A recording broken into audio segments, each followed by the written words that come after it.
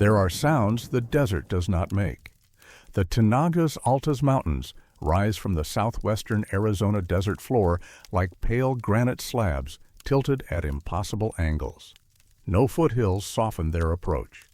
The range stretches 22 miles along the Mexican border, a geography so severe that temperatures routinely exceed 120 degrees Fahrenheit in summer. The mountains take their name from a series of 9 natural water tanks perched one above another on a steep granite slope. Tinajas Altas, high tanks in Spanish. For at least 13,000 years, these pools have been the only reliable water source for 100 miles in any direction. The mountains lie within the Barry M. Goldwater Air Force Range, locked behind checkpoints and warning signs. El Camino del Diablo, the Devil's Highway, passes through their shadow. Spanish explorers traveled this route in 1540. Gold seekers followed in 1849. Between 400 and 2,000 people have died along the trail, most in the final 30 miles approaching the Tinajas. By one count, 65 graves mark the stretch near the water tanks alone. Lieutenant Nathaniel McClure wrote in 1856 that death had strewn a continuous line of bleached bones to mark the way. The Tinajas themselves are cup-like depressions in the granite, replenished solely by rain. When full, they can hold 20,000 gallons. When empty, they become silent stone bowls that have watched countless travelers arrive too late. The Haya Si-Ed O'odham people maintained camps here for millennia. Their grinding holes still mark the rocks where mesquite beans were processed into meal. Pictographs cover the canyon walls, though their meanings have not survived into written record. On the morning of August 14, 1998, Border Patrol Agent Marcus Whitfield was conducting a routine sweep along the eastern flank of the Tinajas Altas Range. The temperature had already reached 97 degrees by 9 a.m. Whitfield had been stationed at the Welton sector for 4 years. He knew the terrain. He knew the sounds, the wind through Ocotillo, the buzz of flies, the occasional jet from the gunnery range. He had found 3 bodies in his time patrolling the Camino. 2 had been within 5 miles of the Tinajas. At 9:43 a.m., according to his incident log, Whitfield heard singing. He described it in his report as choral music, multiple voices in harmony. Not a recording, he specified, but voices that seemed to come from the direction of the water tanks themselves, approximately half a mile to his west. The sound lasted between 90 seconds and 2 minutes. He could not identify the language. The melody, he wrote, was unlike any hymn or song he recognized. When it stopped completely. No fade, no echo. Whitfield radioed the Welton station. The dispatcher, Sandra Reyes, noted the transmission time as 9:46 a.m. Whitfield asked if any aircraft were in the area, if any personnel were near the tanks, if the Air Force was conducting operations. Reyes confirmed that no authorized personnel were within 10 miles of his location. The military range was quiet. She noted in the log that Whitfield sounded uncertain whether to file a formal report. He was not the only one who heard it. Geologist Dr. Terry Nakamura had been collecting rock samples in the Lechuguilla Desert, 11 miles southeast of Whitfield's position. She was working under a permit from the Bureau of Land Management, studying the Eocene granite formations that characterize the region. At 9:44 a.m., she checked her field watch when it happened. She heard what she later described as a choir. Dr. Nakamura had no radio contact. She wrote in her field notes, "Vocal music, multiple parts, direction uncertain, duration approx, 2 minutes, source unknown." She did not learn about Whitfield's experience until 3 weeks later, when a BLM ranger mentioned the incident in passing. Approximately 13 miles northwest of the tanks, near Cipriano Pass, 2 Air Force personnel conducting an equipment inspection also reported hearing music at the same time. Staff Sergeant Raymond Kowalski and Senior Airman Jennifer Huang were performing a routine check on boundary markers when, according to their filed statement, they heard singing that seemed to originate from the direction of the Tinajas Altas Range. Kowalski described it as church music. Huang said it sounded like a choir performing in an empty cathedral. Neither could identify a language. Both noted that the sound was clear despite the distance and the wind. Their report was filed with the Range Management Office on August 17th, 3 days after the incident. The officer who took their statement noted that both witnesses appeared credible and that neither had prior disciplinary issues or history of filing unusual reports. The investigation began quietly. Border Patrol brought in a supervisor from the Yuma sector, Daniel Ferris, who had worked in the area for 12 years. Ferris interviewed Whitfield, reviewed the radio logs, and confirmed that no other personnel, civilian aircraft, or military operations had been active in the vicinity of the tanks that morning. He drove out to the site 2 days after the incident. The lower tanks were empty. The upper tanks held perhaps 6 inches of stagnant water. There was no evidence of recent human presence beyond the usual scattering of plastic water bottles and abandoned backpacks left by migrants. Ferris interviewed Dr. Nakamura by phone.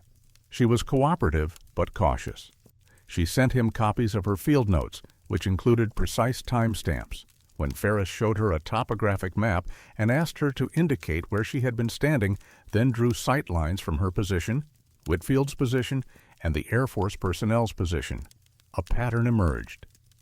All 4 witnesses had been positioned such that the Tinajas Altas tanks lay within a rough triangle connecting their locations. None had been close enough to see the tanks themselves. The granite slopes concealed them. Yet all 4 described hearing the same type of sound at the same time. Choral, harmonic, multiple voices, a melody none could place. Ferris requested access to any Air Force audio surveillance equipment that might have been active in the region. The request was processed through several levels of clearance. The response came back negative. No surveillance had been conducted. No training exercises had used the area. No acoustic testing was scheduled. The Air Force conducted its own inquiry. The report, declassified in 2009 after a Freedom of Information Act request, contained interviews with Kowalski and Huang. Both maintained their original statements. Under questioning, Kowalski added a detail he had not included in the first report. He said the music had stopped in a way that made him think of someone closing a door. Not a fade, he said, like it had been cut off. Huang agreed. She said it was there, and then it was not. The report also included a section on acoustic phenomena. A consultant from the Air Force Research Laboratory noted that the desert can produce unusual auditory effects. Temperature inversions can carry sound over great distances. Wind moving through rock formations can generate tones. The memo suggested that the witnesses might have heard wind or distant aircraft noise distorted by atmospheric conditions. This explanation was noted as provisional. It did not account for the synchronized timing or the consistency of the descriptions. No acoustic phenomena matching the description were recorded in scientific literature for the region. In October 1998, Ferris compiled his findings. The report was filed with the Border Patrol Sector Office and forwarded to the regional headquarters in Phoenix.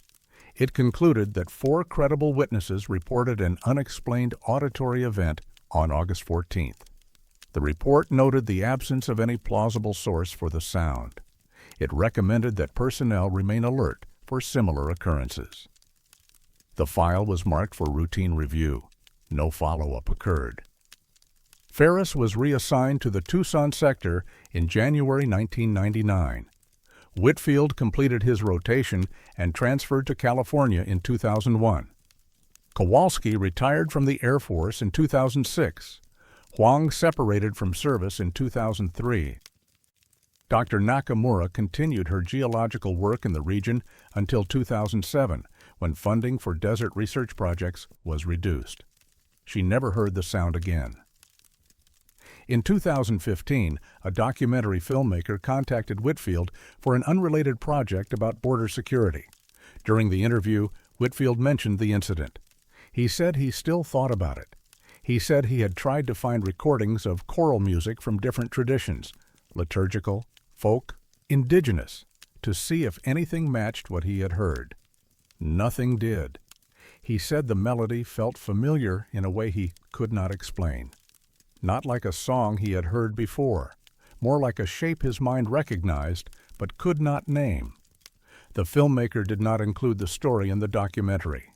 The Tinahas continue to collect rainwater in the seasons when rain comes. They continue to empty in the dry months. Pictographs on the canyon walls remain undeciphered. The Haya Si-Ed O'odham people, who once maintained seasonal camps near the tanks, were displaced in the 20th century. Their oral traditions, which might have explained what the rocks remember, were not systematically recorded. In the summer, when temperatures climb past 115 degrees, the Air Force closes the range to public access. The Border Patrol maintains its surveillance routes. Jets practice low runs over the bombing range. The Tinahas fill and empty according to the rain. No one has reported hearing the choir again. But on certain maps of the region, the cartographic surveys show small inconsistencies near the tanks. Elevation readings that differ by 8 to 12 feet, depending on which agency conducted the survey. GPS coordinates that shift by 100 yards between the 1980s and 2000s. The Geological Survey notes these variances but offers no explanation beyond instrument calibration differences. The last recorded words in Ferris's report were a single line.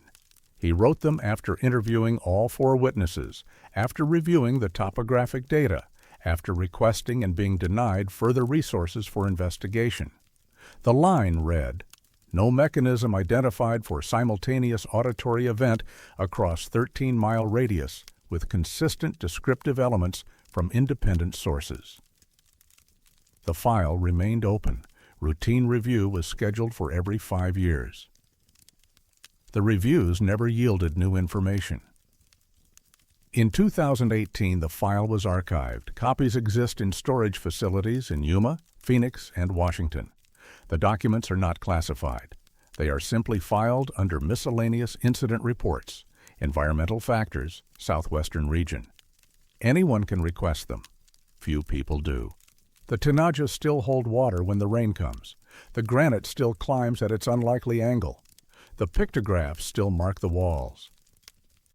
And sometimes, when the wind moves through the empty tanks, it makes a sound that almost resembles voices. If you stand in the right place, at the right time, and listen with the kind of attention that comes from knowing the desert does not forget what it has seen.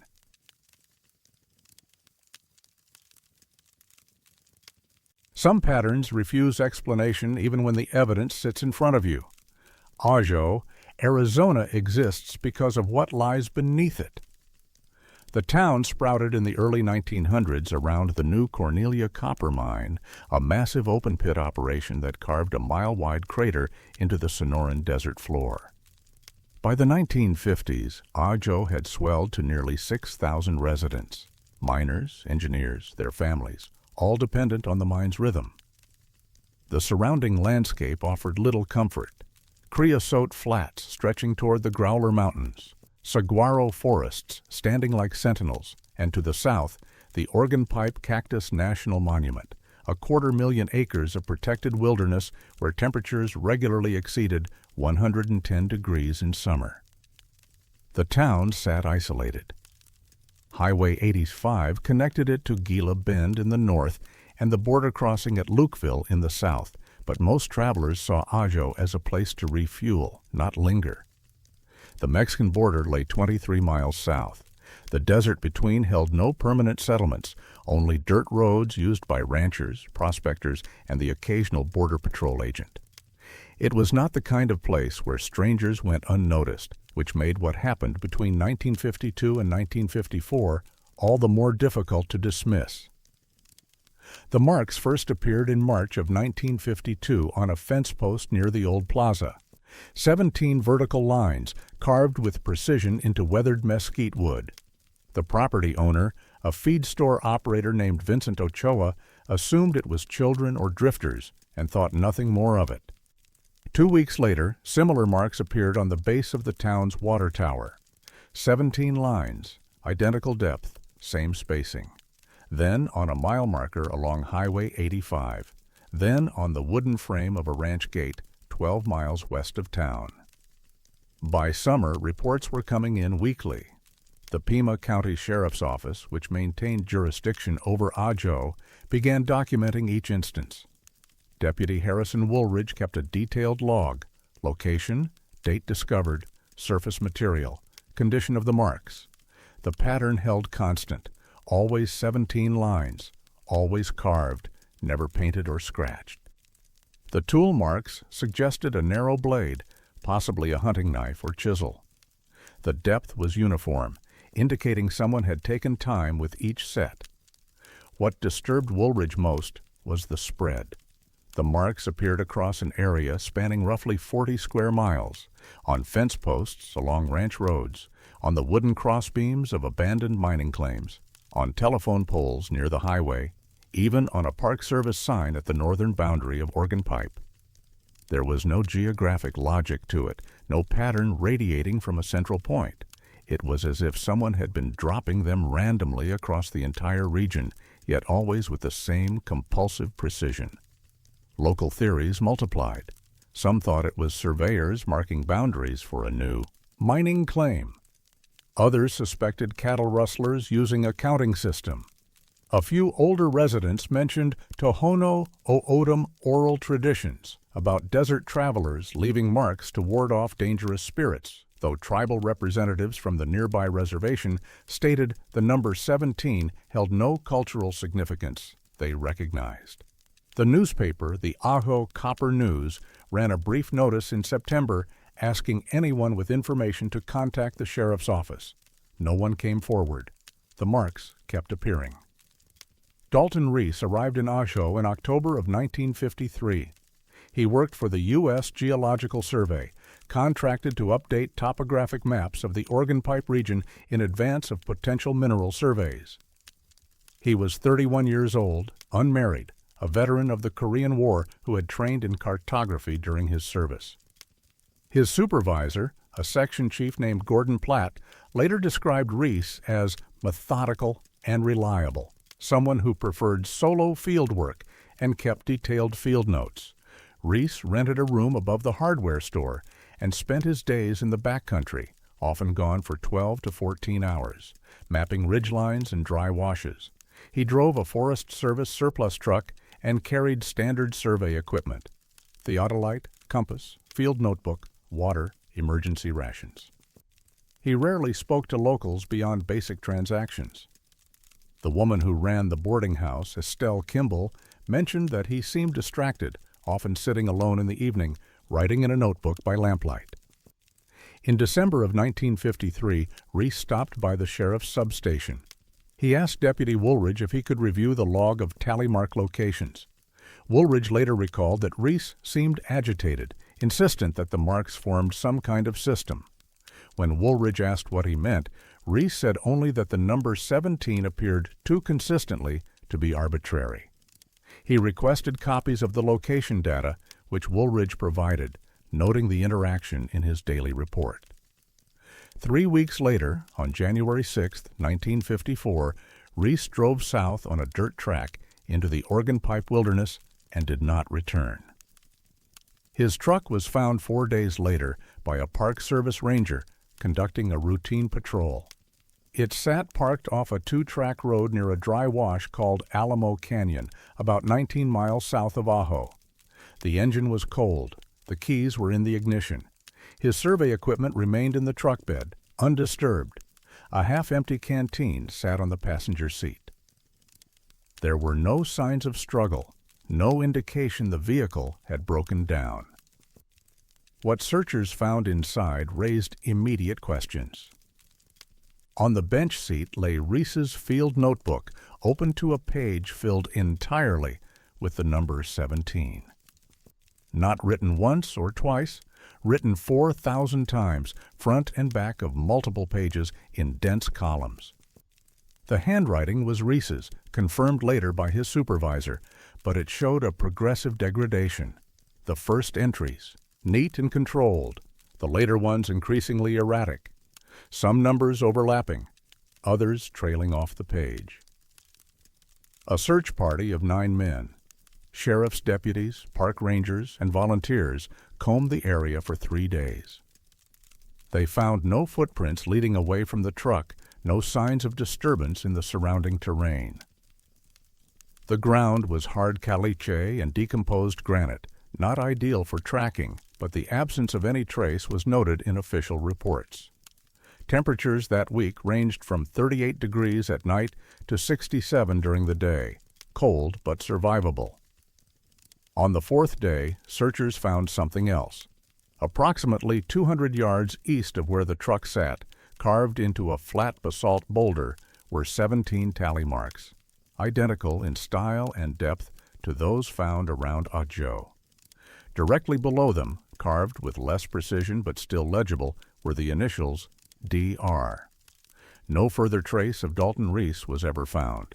The official missing person report, filed by the Pima County Sheriff's Office, lists the case as an unsolved disappearance. The working theory recorded in Deputy Woolridge's final summary was that Reese had become disoriented, possibly suffered heat exhaustion or a psychological break, and wandered into the desert where exposure claimed him. The Organ Pipe Wilderness is unforgiving. Bodies have been lost there before, consumed by the landscape, scattered by scavengers.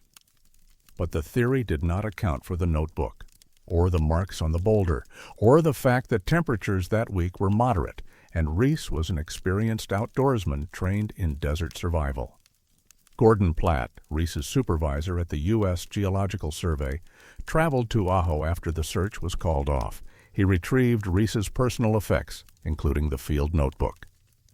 In a brief letter to the sheriff's office written 2 weeks later, Platt mentioned that Reese's official survey notes, kept in separate ledgers stored at the USGS office, also contained anomalies.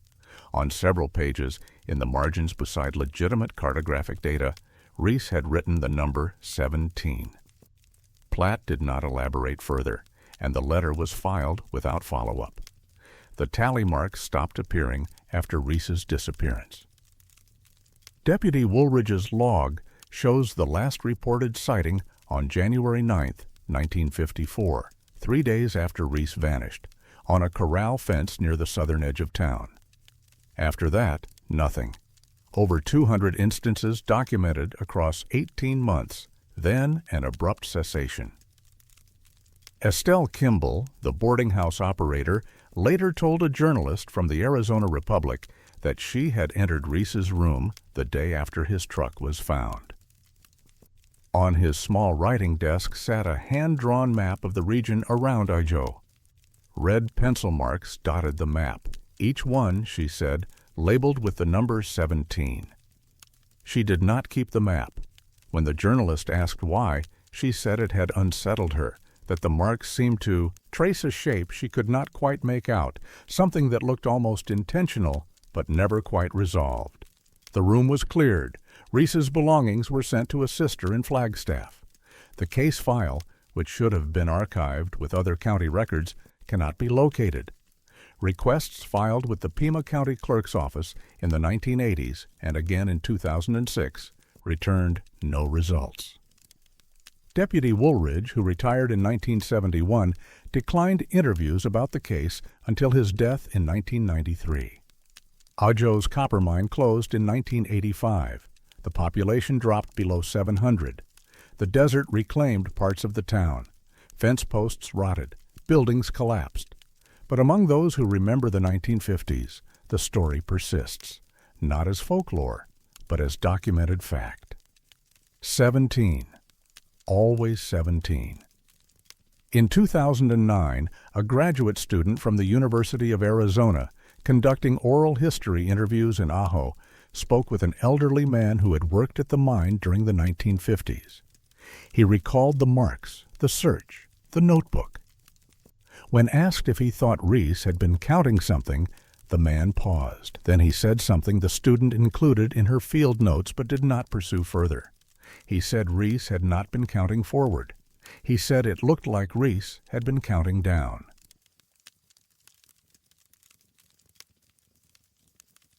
There are places where sound goes to die. Silver Bell sits 40 miles northwest of Tucson, accessible only by a deteriorating county road that splits off from Arizona State Route 77 near the base of the Silver Bell Mountains. It was never officially a town, just a mining camp that grew around a series of copper claims filed in 1877. By the early 1900s, the Silver Bell Mining Company had established a small operation: crusher house, assay office, a superintendent's residence, and housing for about 50 workers. The mine produced intermittently through the 1930s, shut down during the Depression, reopened briefly during World War II, then closed permanently in 1952 when the ore body proved too lean to justify continued extraction. What remains is skeletal: foundations of collapsed buildings, rusted equipment half buried in desert sediment. The superintendent's office, a single-story adobe structure with a corrugated metal roof, still stands, though barely. The surrounding terrain is typical Sonoran desert. Palo Verde, cholla, creosote, and saguaro scattered across alluvial slopes that rise toward the mountains. Summer temperatures exceed 115 degrees. Winter nights drop below freezing. The nearest occupied structure is a ranch house, 9 miles east. There are no power lines, no maintained roads, no reason for anyone to visit unless they are specifically seeking what Silver Bell was. In May of 1978, Dr. Margaret Lindholm, an acoustics professor at the University of Arizona, brought a team of 3 graduate students to Silver Bell as part of a study on sound propagation in arid environments. The research was mundane, measuring how temperature, humidity, and terrain affect audio clarity over distance, data that might inform everything from wildlife monitoring to search and rescue communication protocols. They selected Silver Bell because it was remote, quiet, and geographically uncomplicated. The anomaly revealed itself on the second day. Lindholm's team had set up recording equipment at various distances from the superintendent's office, using it as a central landmark. The protocol was simple: generate controlled sounds, hand claps, voice calls, small pyrotechnic charges, and measure the echo patterns and decay rates, standard field acoustics. At approximately 10:30 in the morning, graduate student Robert Okello stood 30 feet from the office's south wall and clapped his hands 3 times. He expected the usual, a sharp report followed by diminishing echoes bouncing off the building, the mountains, perhaps the scattered equipment. Instead, he heard only the initial clap, then nothing. No echo, no reverberation, just immediate silence. He clapped again. Same result. The sound ended the moment it began, as if it had been absorbed instantly. Lindholm later described her first reaction as confusion rather than alarm. Audio equipment, malfunctions, microphones fail. But Okello was not listening through equipment. He was standing in open air.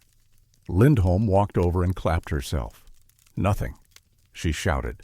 The sound of her voice reached her ears, but there was no return, no bounce, no natural persistence of noise in space. They spent the next 4 hours conducting systematic tests.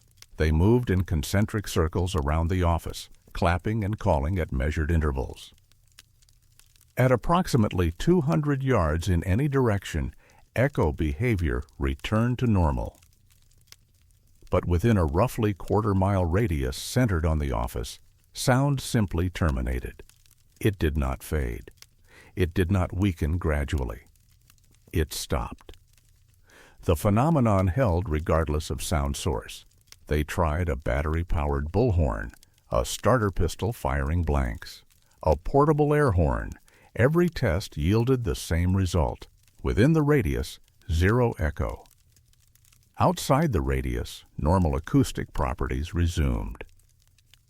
One of the graduate students, a woman named Teresa Vance, noted something else. She said it felt uncomfortable to speak loudly inside the zone, not painful but resistant, as though the air itself pushed back against the sound. Lindholm included this observation in her field notes but did not emphasize it in her preliminary report. They returned to Tucson with recording equipment and several hours of documentation. The data was unambiguous. Within the designated radius, echo decay time measured 0 milliseconds. Acoustic reflection was absent. The recordings captured sound sources clearly, but showed no reverberations, no harmonic persistence, nothing. Lindholm submitted a preliminary report to the Department of Physics in June. The findings were circulated among faculty, and by August, a second team arrived at Silver Bell. 2 physicists, an engineer, and a specialist in environmental acoustics from Stanford who happened to be visiting the university that summer. The second study lasted 6 days. They brought more sophisticated equipment, spectrum analyzers, directional microphones, seismographs to rule out subsurface factors. They documented air temperature, humidity, barometric pressure.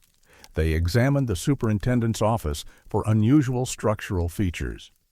They surveyed the surrounding terrain for geological anomalies. The results mirrored Lindholm's. Sound within the quarter-mile radius exhibited no echo. The effect was omnidirectional. It did not matter where you stood or what direction you faced. The boundary was consistent, measurable, and inexplicable. Dr. Paul Hernandez, the physicist leading the second study, later told a colleague that the sensation inside the zone was oppressive. He described it as similar to being in an anechoic chamber, a soundproofed room designed to absorb all echoes, but outdoors under open sky with no walls.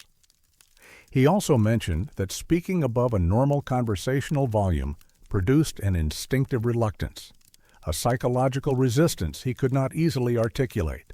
His notes include the phrase, "Air feels saturated." The findings were compiled into a 23-page technical report submitted to the University of Arizona Department of Physics in October of 1978. The report documented the acoustic anomaly in precise terms, but offered no explanation. Hernandez's conclusion stated that the phenomenon defied conventional understanding of sound propagation and warranted further interdisciplinary study, possibly involving geologists, atmospheric scientists, and specialists in subsurface hydrology. No further study occurred. In early 1979, Lindholm applied for a research grant to continue investigation at Silver Bell. The grant was denied without detailed explanation, just a standard rejection letter citing budget limitations and priorities for other projects. She applied again in 1980 through a different funding source. Denied again. When she inquired informally with colleagues, she was told the project was not considered viable for publication in major journals because the phenomenon could not be reproduced in controlled laboratory settings. Hernandez attempted to interest the National Science Foundation. His proposal was returned with a polite note suggesting the findings might be the result of equipment error or localized atmospheric conditions that, while unusual, did not represent a significant scientific priority. By 1981, interest had faded. Lindholm left the University of Arizona for a position at UC San Diego. Hernandez shifted his focus to solar radiation research. The technical report remained in university archives, accessible but largely forgotten. There was one other element mentioned briefly in Hernandez's field notes, but not included in the final report. On the 4th day of the second study, a member of the team, an engineer named David Kowalski, walked alone into the superintendent's office. The interior was gutted, walls stripped, ceiling partially collapsed. Kowalski later told Hernandez he had been curious whether the acoustic effect extended indoors. It did, but with an added quality. Inside the office, even normal speech felt muted, as though his voice were being drawn away from him. He said a few words aloud, testing. The sound reached his ears but seemed diminished, not in volume, but in presence, as if the words were less real. He raised his voice, then shouted. He described the experience as physically uncomfortable, not painful, but wrong. He said it felt like shouting into something that did not want to be disturbed. He left the office after less than 2 minutes and did not return. When Hernandez asked him to elaborate for the record, Kowalski declined, saying only that he preferred not to go back inside. In 1994, a journalist writing for an Arizona regional magazine learned about the Silver Bell phenomenon while researching abandoned mining sites. He contacted Lindholm, by then retired, and requested copies of the original study. She provided them. The journalist visited Silver Bell in March of that year, accompanied by a sound engineer. They confirmed the effect. Within the radius, no echo. Outside, normal behavior. The journalist published a brief article in the magazine's summer issue. The story generated minor interest locally, but no follow-up investigation. A few readers wrote letters to the editor. One was from a man who had grown up near Silver Bell in the 1940s, before the mine closed. He claimed that workers at the time referred to the area around the superintendent's office as the Quiet, and that some refused to enter it after dark. He offered no elaboration and did not respond to requests for an interview. Another letter came from a geologist who speculated the phenomenon might be related to subsurface cavities or mineral deposits with unusual acoustic properties. He suggested ground-penetrating radar surveys. None were ever conducted. Silver Bell remains as it was. The superintendent's office still stands, walls bleached by sun, roof sagging. The silence persists. There have been no new studies, no renewed academic interest, no satisfactory explanation. In 2007, a group of undergraduate students from Arizona State University drove out to Silver Bell on a weekend trip, having read about it online. They filmed themselves clapping and shouting near the office. The video, uploaded to an early social media platform, shows exactly what Lindholm documented. Sound with no echo, voices that seem to stop the moment they are spoken. In the comment thread, one of the students wrote that the place made him uneasy. He said it felt like the air was listening. The video received a few dozen views, then disappeared when the platform shut down. The silence remains, measured, documented, unresolved. And according to those who have stood within it, the silence does more than absorb. It waits.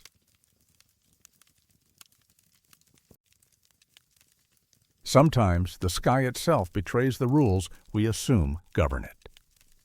The Cabeza Prieta National Wildlife Refuge sprawls across 860,000 acres of southwestern Arizona, pressed against the Mexican border like a thumb against a wound. The name translates to Dark Head, named for a volcanic peak that rises from the landscape like a black fist. The terrain is unforgiving. Lava fields, bajadas of fractured stone, dry lake beds called playas that crack under the sun. Summer temperatures reach 120 degrees. There are no paved roads, no visitor centers, no cell service. The refuge was established in 1939 to protect desert bighorn sheep, but its isolation has always served other purposes. Portions of the refuge are restricted, used by the military for bombing exercises and low-altitude flight training. The Barry M. Goldwater Air Force Range shares the northern boundary. Sonic booms are common. So is the sound of ordnance striking uninhabited ground. Human activity is sparse. A handful of wildlife biologists, occasional Border Patrol sweeps, rare backcountry permits issued to experienced desert travelers. The closest town is Ajo, 25 miles northeast. To the south, the border with Sonora, Mexico, marked only by vehicle barriers and occasional fencing. The refuge is a place people pass through, not a place they linger. The desert here does not encourage curiosity, which is why what happened in March of 1983 proved difficult to dismiss. On the morning of March 7th, Border Patrol Agent Luis Tavares was conducting a routine sweep along the western edge of the refuge near a dry wash called Pinta Sands. The sky was clear, visibility unlimited. At approximately 9:15, Tavares noticed something unusual. Directly ahead, perhaps 3 miles distant, the sky appeared divided. He later described it in his incident report as a vertical line where everything changed. On one side, high cirrus clouds moved east. On the other side, identical clouds moved west. The division was precise, visible, unnatural. Tavares radioed his supervisor, Sergeant Diane Pacheco, stationed 15 miles north near the town of Welton. Pacheco told him to document what he saw and continue his patrol. Tavares took 3 photographs with his department-issued camera, noting the time and location in his field log. The line remained visible for approximately 40 minutes, then dissipated as cloud cover increased. He thought little more of it until 2 days later, when he heard a similar report from a U.S. Fish and Wildlife officer working the same area. Jeffrey Holbrook had been with Fish and Wildlife for 8 years, assigned to Cabeza Prieta since 1981. On March 9th, he was tracking a radio-collared bighorn sheep near the Growler Mountains when he observed what he described as an atmospheric discontinuity. The term appeared in his official field notes. Holbrook had a degree in wildlife biology and avoided imprecise language. He wrote that cloud formations on either side of a north-south axis behaved independently, as if separated by an invisible boundary. Wind patterns differed. Even birds, ravens, and red-tailed hawks seemed to alter their flight paths when crossing the line, adjusting abruptly as if compensating for different air currents. Holbrook contacted the refuge manager, Raymond Galindo, who drove out to the location the following day. Galindo saw nothing unusual. The sky was overcast, uniform, but Holbrook's notes were detailed, his reputation solid.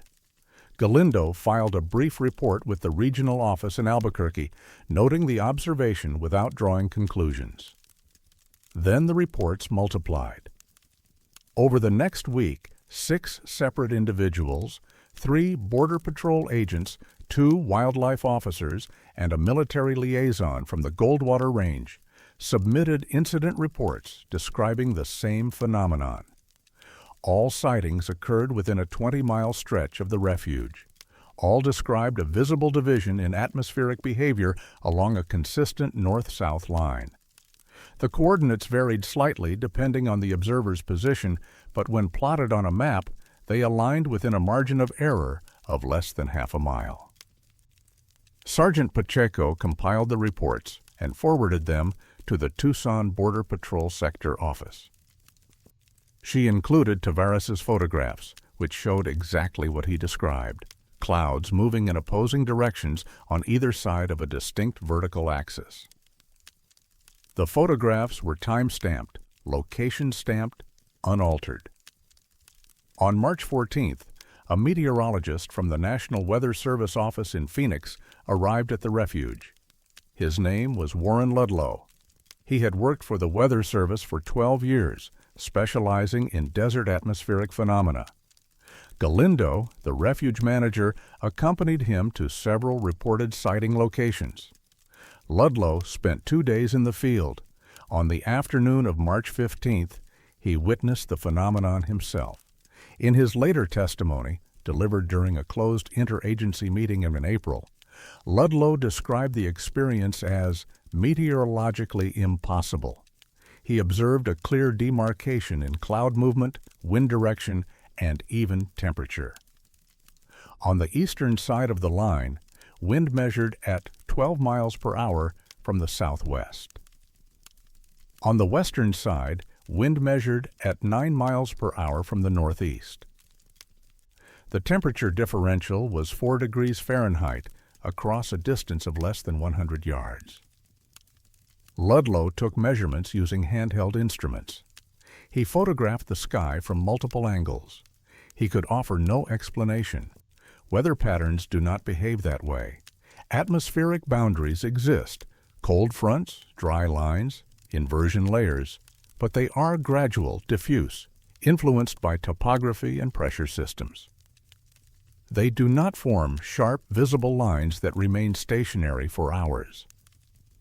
What disturbed Ludlow most, he said, was the precision. The line did not waver. It did not shift with changing wind conditions. It simply existed, as if the atmosphere had been divided by something external to meteorological processes. He submitted a preliminary report to the National Weather Service Regional Office on March 17th. The report was classified as internal use only and never released to the public. On March 18th, the line vanished. Multiple observers confirmed its absence. The sky behaved normally. Wind patterns resumed their typical variability. By March 20th, no further sightings were reported.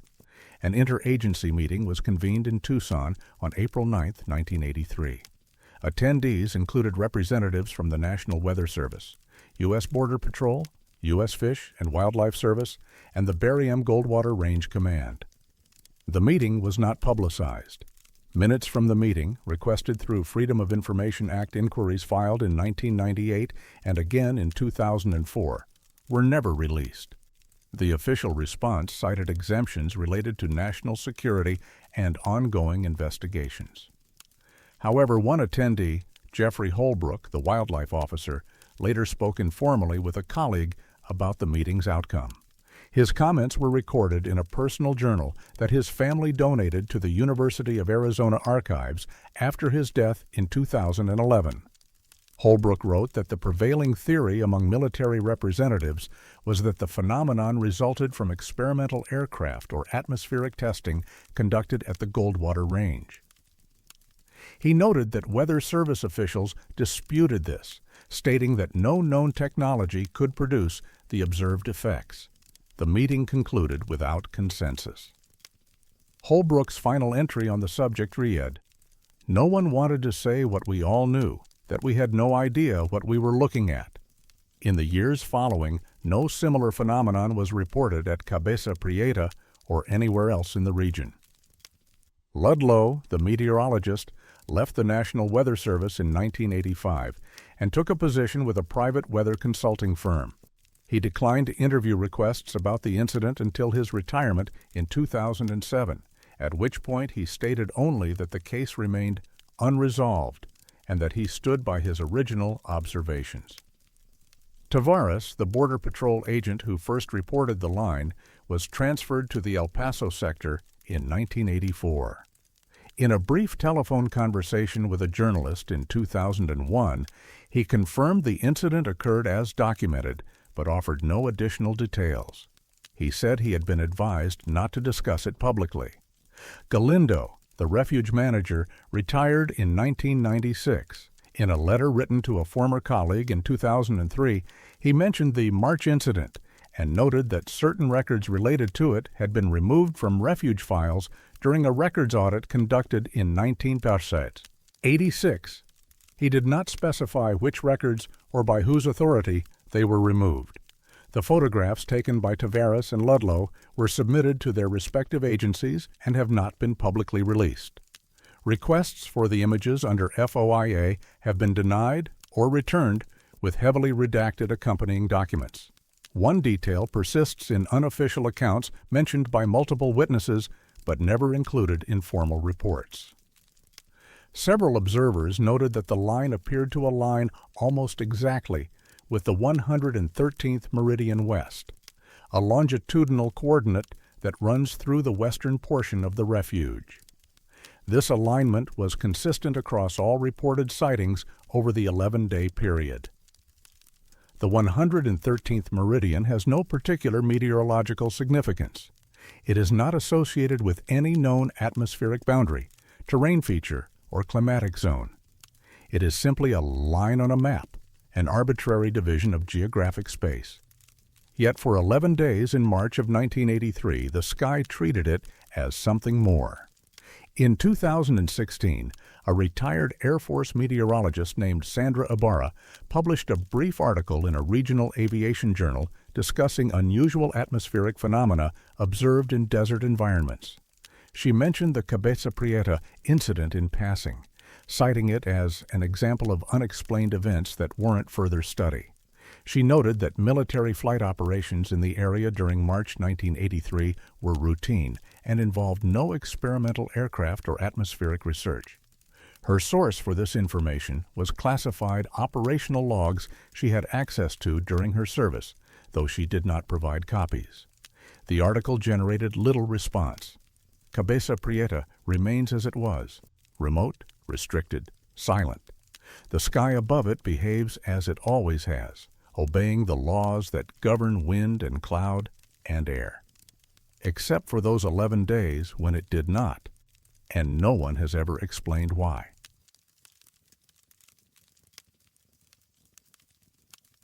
Some stone remembers what it should not. The Agua Dulce Mountains rise from the Sonoran Desert floor 30 miles southwest of Tucson, a low range of volcanic peaks and sedimentary ridges that rarely exceed 4,000 feet in elevation. The name means fresh water in Spanish, bestowed by early settlers who found reliable springs in the canyons, rare and precious in a landscape where summer temperatures routinely surpass 110 degrees. The range is small, spanning roughly 12 miles east to west, and largely ignored by modern development. No towns exist within its boundaries. No paved roads penetrate beyond the foothills. The land is divided between Bureau of Land Management holdings and private ranches, most established in the late 1800s when cattle operations spread across southern Arizona.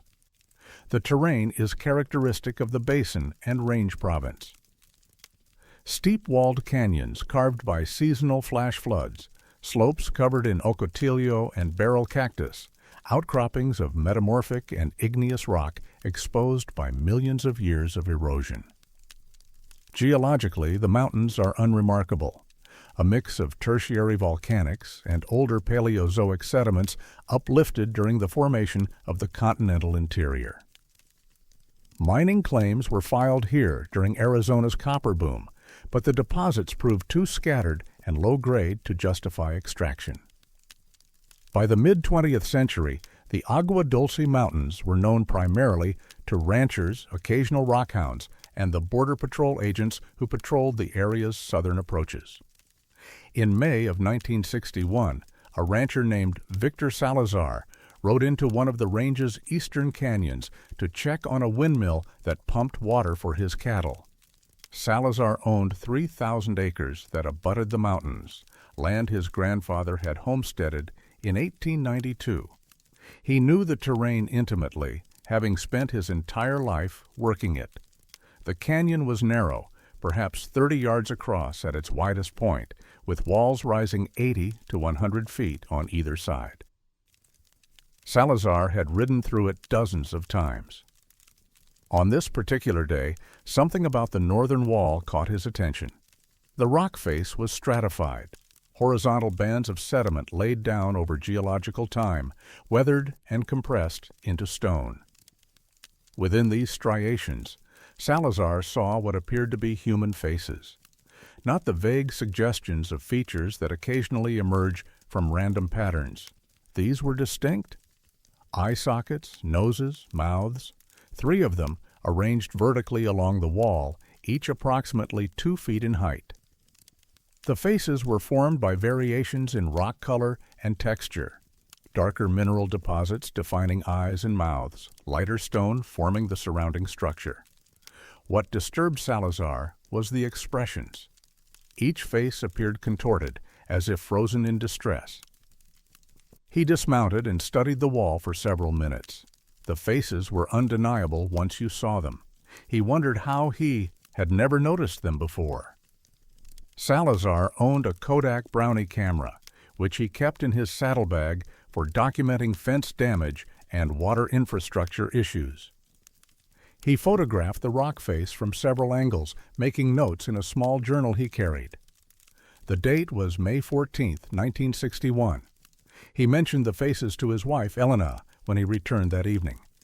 She suggested they might be Native American petroglyphs, though Salazar said they looked nothing like the geometric and animal figures common to Hohokam rock art.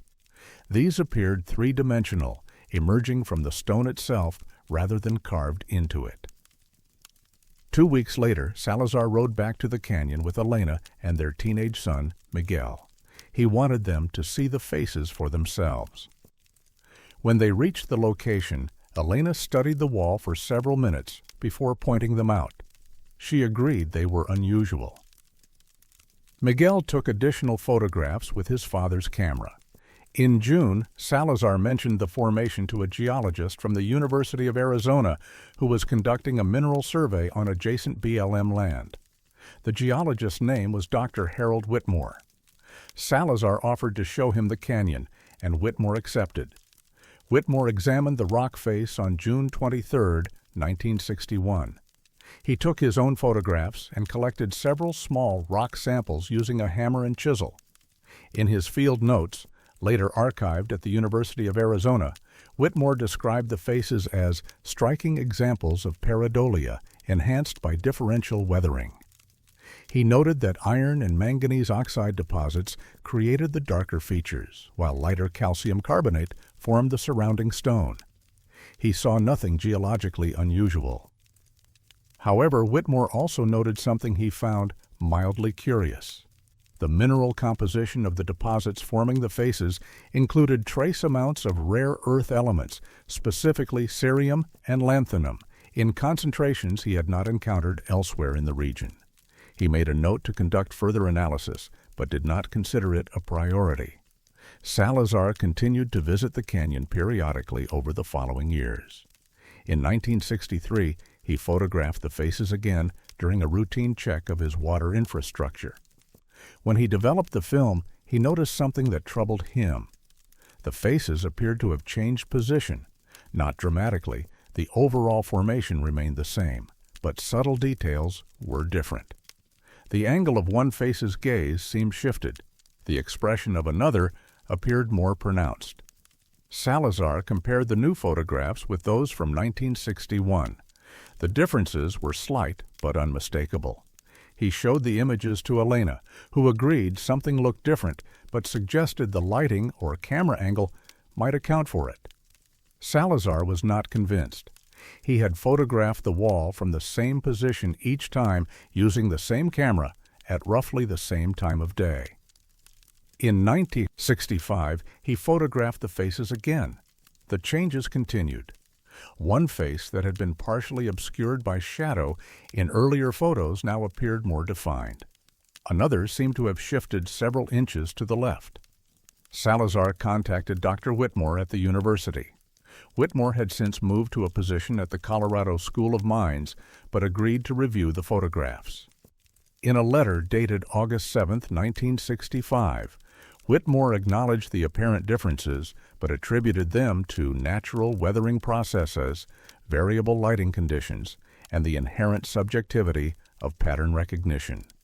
He reiterated that the faces were not carved or artificially created, and therefore any perceived changes were likely the result of gradual erosion or the observer's changing perspective. Salazar was unsatisfied with this explanation, but did not pursue the matter further. He was a practical man, focused on the demands of ranching, not inclined toward speculation. He filed the photographs away and said little more about them. In 1978, a graduate student in geology named Patricia Morales was reviewing archived field notes at the University of Arizona as part of research for her thesis on mineral distribution patterns in southern Arizona. She came across Whitmore's notes from 1961, including his observations about the unusual trace element concentrations in the Agua Dulce Formation. Morales was intrigued. Rare earth elements are not uncommon in geological formations, but their presence in significant concentrations within localized deposits can indicate unusual geological processes, hydrothermal activity, ancient volcanic intrusions, or the presence of specific mineral-bearing fluids. She decided to conduct a follow-up survey. Morales contacted Salazar through county property records. Salazar, now in his 60s, agreed to guide her to the canyon. On October 12, 1978, Morales visited the site and collected her own samples. Laboratory analysis confirmed Whitmore's findings. The mineral deposits forming the faces contained trace concentrations of cerium, lanthanum, and neodymium, elements typically associated with monazite or bastnasite ores. What puzzled Morales was the absence of these elements in surrounding rock formations. The trace elements appeared confined to the specific deposits that formed the faces. Morales submitted her findings as part of her thesis, completed in 1979. Her conclusion was cautious. The localized presence of rare earth elements suggested either a highly specific hydrothermal event or the erosion of a now vanished mineral vein. She noted that further investigation would require drilling and subsurface analysis, which was beyond the scope of her research. When Morales visited the site, Salazar showed her his photographs spanning 17 years. She studied them carefully. In her thesis, she included a brief footnote. Photographic. Documentation provided by the landowner suggests minor positional changes in the formation's visible features over time. This may indicate ongoing erosion, though the rate and pattern are inconsistent with typical weathering in the region. Salazar died in 1984. His son Miguel inherited the ranch. Miguel was aware of his father's photographs and the peculiar history of the canyon, but he rarely visited that section of the property. The windmill had been decommissioned years earlier, and there was no practical reason to ride that far into the mountains. In 1991, Miguel sold the ranch to a developer planning a residential subdivision. The sale fell through when financing collapsed and the property remained undeveloped. In 2003, the land was purchased by a conservation trust and transferred to the Bureau of Land Management as part of a habitat protection initiative for desert bighorn sheep. Access to the canyon is now restricted. The area falls within a designated wilderness study zone where motorized vehicles are prohibited and human activity is limited to designated trails. The specific canyon containing the rock formation is not marked on any recreational maps. In 2007, a hiker who had obtained a backcountry permit for the Agua Dulce Wilderness stumbled upon the formation. He posted photographs online, describing them as creepy faces in the rock that look almost alive. The post generated brief interest on regional hiking forums, but was largely forgotten within weeks. A commenter on the thread claimed to be Patricia Morales, the geologist who had studied the site decades earlier. She wrote, "I returned to that canyon in 1996. The faces were still there, but they look different from my first visit. I can't explain it, and I don't expect anyone to believe me. Some formations seem to change independent of the forces we understand." The comment was posted anonymously and could not be verified. Salazar's original photographs, along with those taken by his son and Dr. Whitmore, were donated to the Arizona Historical Society in 1998 after Miguel's death. They are stored in the Society's archives in Tucson, available for research but rarely requested. No comprehensive geological study of the Agua Dulce Formation has been conducted since Morales' thesis. The presence of rare earth elements in such localized concentrations remains unexplained. The apparent changes in the faces' positions across decades of documentation remain unexplained. The canyon is silent now, visited only by the occasional researcher or lost hiker. The faces remain, if they remain at all, embedded in stone that should not remember, should not shift, should not bear elements that exist nowhere else. But the stone does. And those who have seen the photographs, compared them across years, studied the subtle migrations of shadow and form, are left with a question that geology cannot Answer: what leaves its face in stone, and why does it refuse to stay still?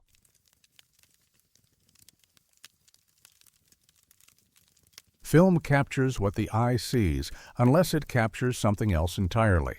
The Kofa National Wildlife Refuge occupies 665,000 acres of southwestern Arizona, a landscape of jagged volcanic peaks, boulder-strewn bajadas, and arroyos that remain dry for years before flash floods carve them deeper into the earth. The Kofa Mountains themselves rise abruptly from the desert floor. Dark rhyolite formations shaped by ancient volcanism and millions of years of erosion. The name Kofa is a contraction of King of Arizona, derived from a mining claim filed in the 1880s. Gold and silver brought prospectors here briefly, but the deposits were insufficient and the environment too hostile for sustained extraction. By the early 1900s, most claims had been abandoned. The refuge was established in 1939, primarily to protect the desert bighorn sheep population that clings to survival in these mountains. Human presence is minimal. No paved roads penetrate the interior. No permanent structures exist beyond a small administrative office near the town of Quartzsite, 30 miles to the north. Summer temperatures exceed 115 degrees. Water sources are scarce and unreliable. The nearest hospital is an hour's drive across open desert. The refuge attracts few visitors, some hunters during bighorn sheep season, occasional backpackers, photographers seeking the stark beauty of untouched wilderness. In October of 1974, a wildlife photographer named Thomas Driscoll obtained a permit to spend 5 days in the southern section of the Kofa Range, documenting bighorn sheep behavior for a regional nature magazine. Driscoll was 38 years old, based in Flagstaff, with a decade of experience photographing wildlife across the Southwest. He was methodical in his work, keeping detailed logs of every photograph: location, time, lighting conditions, subject matter. Driscoll entered the refuge on October 7th, driving a four-wheel drive truck as far as the primitive roads allowed, then hiking 3 miles into a canyon system known locally as Palm Canyon, named for a small grove of native California fan palms that survive in a sheltered microclimate. He set up camp near the canyon mouth and spent the next 4 days tracking sheep movements, photographing them at dawn and dusk when they descended from the peaks to feed. He shot 12 rolls of 35mm film, primarily black and white, using a Nikon F camera body with telephoto lenses. His field notes, preserved in his estate after his death, show he documented approximately 430 exposures over the 4-day period. The notes are precise: frame numbers, shutter speeds, aperture settings, subject descriptions. Nothing in those notes suggested anything unusual occurred. Driscoll returned to Flagstaff on October 12th and delivered the film to a professional lab he'd used for years. The lab developed the negatives and contact sheets over the following 2 days. On October 15th, the lab technician, a man named Roland Beckett, called Driscoll and asked him to come review the results. Beckett's tone, according to Driscoll's later account, was uncertain, not alarmed, but puzzled. When Driscoll arrived, Beckett showed him a contact sheet from roll number 7. Frames 15 through 26, 12 consecutive exposures, showed images that Driscoll did not remember taking. The photographs showed Driscoll himself. In each frame, he appeared in the middle distance, perhaps 40 yards from the camera's position. He was standing facing away, looking toward a distinctive rock formation, a weathered spire approximately 30 feet high with a natural arch near its base. The images were clear, properly exposed in focus. Driscoll's clothing was unmistakable, the same khaki shirt and canvas vest he'd worn throughout the trip. His posture varied slightly across the frames, as if he'd been standing there for several minutes while someone else photographed him. But Driscoll had been alone. He had not set up a tripod or self-timer. He had not asked anyone to photograph him. There had been no one else in that section of the refuge. Moreover, Driscoll did not recognize the rock formation. He had mapped his route carefully, documented every location where he'd stopped to photograph sheep. The spire with the arch did not appear in any of his field notes. He could not recall seeing it. Beckett examined the negatives under magnification. They were originals, 35mm Tri-X film, processed normally with no signs of splicing, double exposure, or darkroom manipulation. The frame numbers corresponded correctly to the sequence. Frames 14 and 27 showed bighorn sheep in different locations. Both images Driscoll clearly remembered taking, but frames 15 through 26 were a continuous sequence of something else entirely. Driscoll contacted the magazine that had commissioned the work. The editor, a woman named Judith Ramirez, later told an interviewer that Driscoll seemed genuinely disturbed. He brought the contact sheets and negatives to her office, asked her to examine them, wanted confirmation he wasn't imagining the anomaly. Ramirez saw what he saw: 12 frames showing the photographer himself, in a location he claimed not to recognize, captured by a camera he'd been operating alone. She suggested he contact Kodak directly. Professional film manufacturers occasionally investigate unusual processing anomalies, particularly if equipment malfunction or defective film might be involved. Driscoll sent the negatives to Eastman Kodak's Technical Services Department in Rochester, New York, in early November of 1974. He included a detailed letter explaining the circumstances and requesting analysis. The response came 6 weeks later, dated December 18, 1974. A senior technician named Paul Stavros confirmed that the negatives were authentic, unmanipulated originals. The film stock was consistent with Kodak Tri-X manufactured in 1973. The exposures showed no evidence of darkroom tricks, optical printing, or negative alteration. The frame sequence was intact and unbroken. Stavros's conclusion, carefully worded, stated, "The negatives appear to be legitimate photographic records captured in the camera body under normal operating conditions. We can identify no technical explanation for the subject matter depicted." The letter included a postscript, handwritten, "I've been examining film for 22 years. These are the most unusual negatives I've encountered. I wish I could offer you a better explanation." Driscoll retrieved the negatives in January of 1975.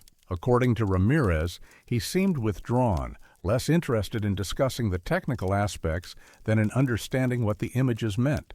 He asked her if she believed in precognition or if photographs could somehow capture moments that hadn't happened yet. Ramirez didn't know how to answer. In February, Driscoll told his wife, Anne, that he wanted to return to Kofa and search for the rock formation. Anne later described this decision as unlike him. He was not a man drawn to mysteries or speculation, but he could not let the images go. He obtained another permit for early March, intending to spend a week methodically exploring areas he might have overlooked during his October trip. He entered the refuge on March 4, 1975. He was scheduled to return by March 11th. On March 12th, when he had not returned, Anne contacted the Yuma County Sheriff's Office. A search was initiated the following day. Rangers from the refuge, sheriff's deputies, and volunteers from the Arizona Desert Search and Rescue Organization conducted ground and aerial searches over a 5-day period. They found Driscoll's truck parked at the same trailhead he'd used in October. His camp was set up 2 miles into Palm Canyon, tent erected, supplies organized. His camera equipment was present. His field notes, dated March 4th through March 7th, documented his search pattern. He had been systematically photographing rock formations, trying to match them to the images from the negatives.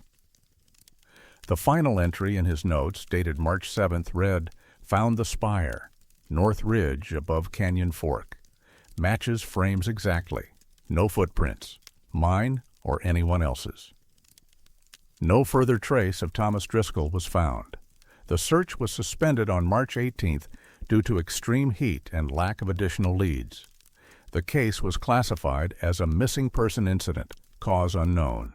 The most likely official theory was heat exhaustion or dehydration leading to disorientation, though experienced desert travelers noted that Driscoll was well-equipped and knowledgeable about desert survival. And Driscoll retrieved his belongings from the refuge. Among them were the 12 negatives, which he had brought with him. Also present was a final roll of film, partially exposed, still in the camera. Anne had the film developed.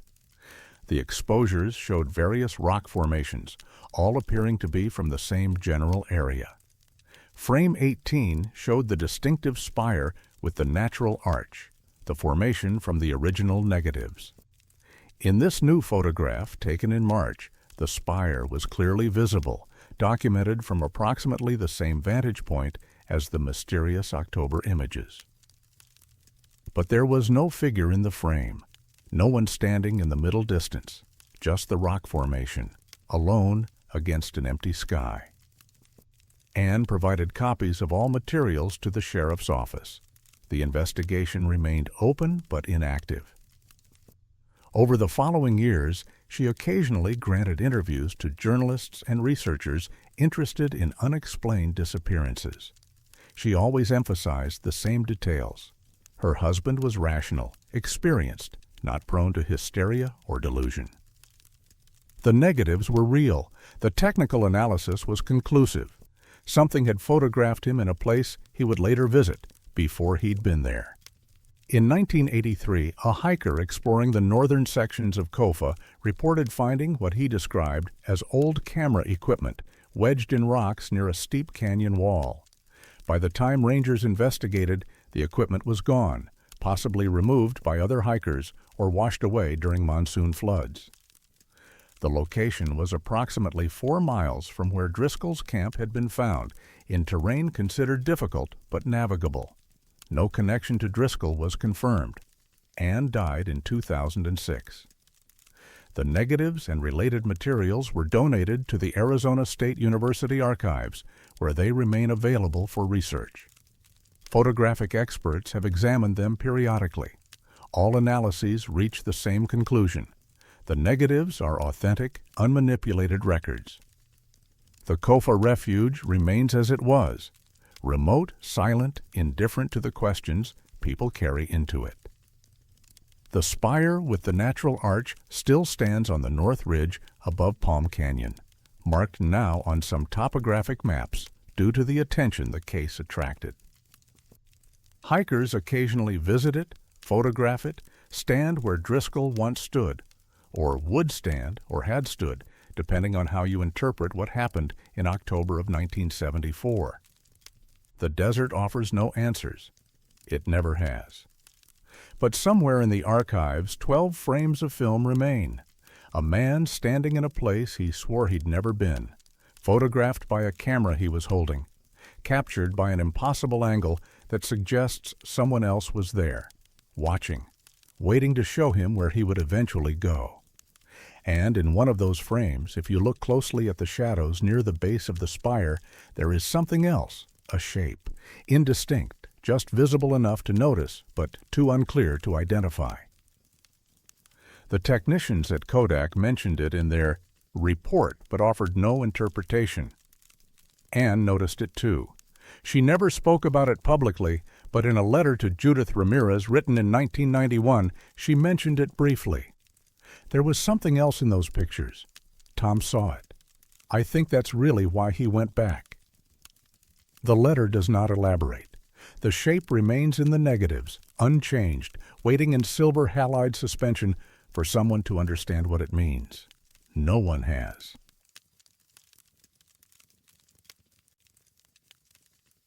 Some roads measure distance in ways that have nothing to do with miles. Arizona State Route 85 runs north-south through some of the most desolate terrain in the American Southwest. The highway connects the agricultural town of Gila Bend to the copper mining community of Ayo, a distance of roughly 43 miles across open desert. The landscape is unforgiving, vast expanses of creosote flats, scattered saguaro forests, volcanic outcroppings that rise like dark teeth from the sand. Summer temperatures routinely exceed 110 degrees. There are no towns, gas stations, or services between the two endpoints. Cell phone coverage would not exist here for decades after the events in question. The road was paved in 1952, replacing a dirt track that had served miners, ranchers, and border travelers since the early 1900s. By the mid-1960s, Highway 85 carried modest but steady traffic.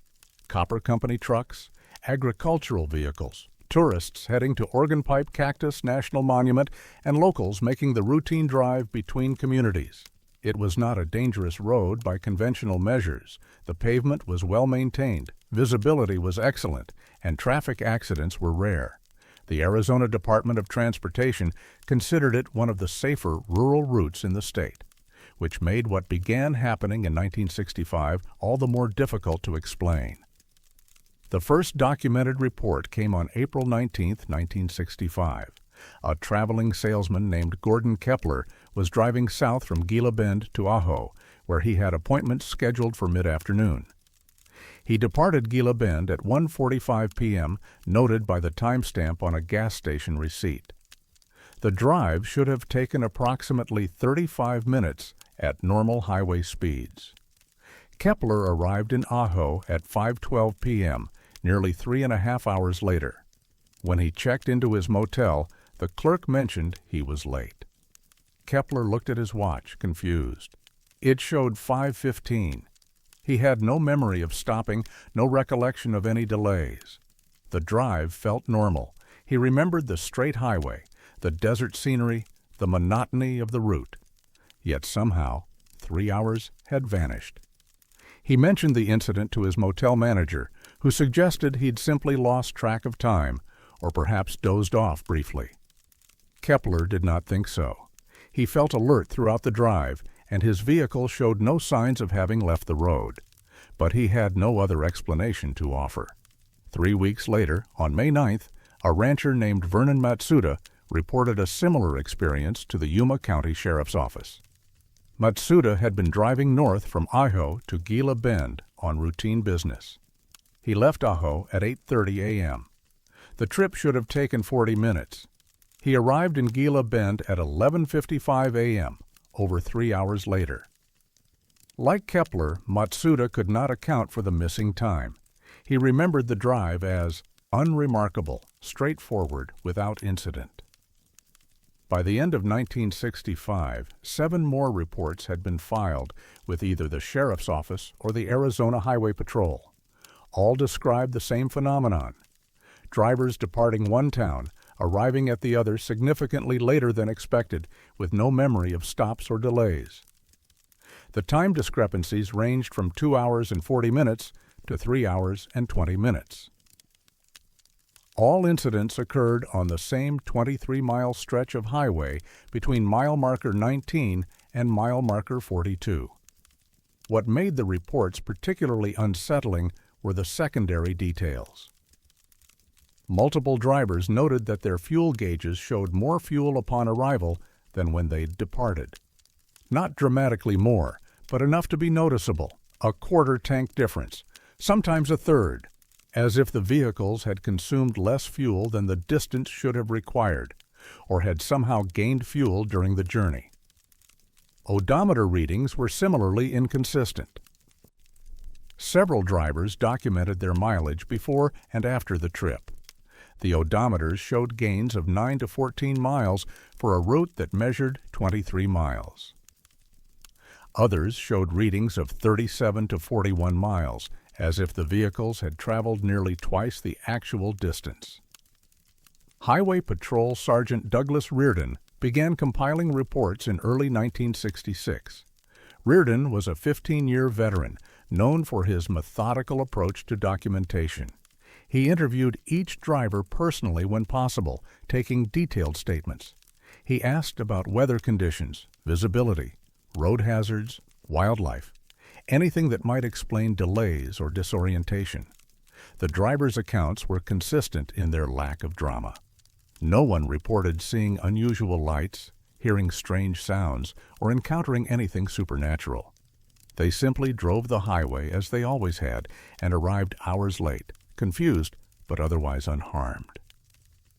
One driver, a woman named Barbara Orozco, who worked as a county health inspector, told Reardon something that appeared in his notes but never in official reports. She said the drive felt too long and too short at the same time. When pressed to elaborate, she explained that she remembered the entire journey, every mile marker, every curve, the landmarks she always noticed, but it felt compressed, as if she'd experienced it in accelerated time while the clock moved normally. She could not explain it better than that. Another driver, a copper company supervisor named James Ito, mentioned that he'd tried to keep track of time during his drive after hearing about the reports. He looked at his watch every few minutes, noted when he passed certain mile markers, but when he arrived in Gila Bend, his watch showed 3 hours had passed, even though his mental accounting suggested only 25 minutes. He checked his watch against the town clock. Both showed the same time.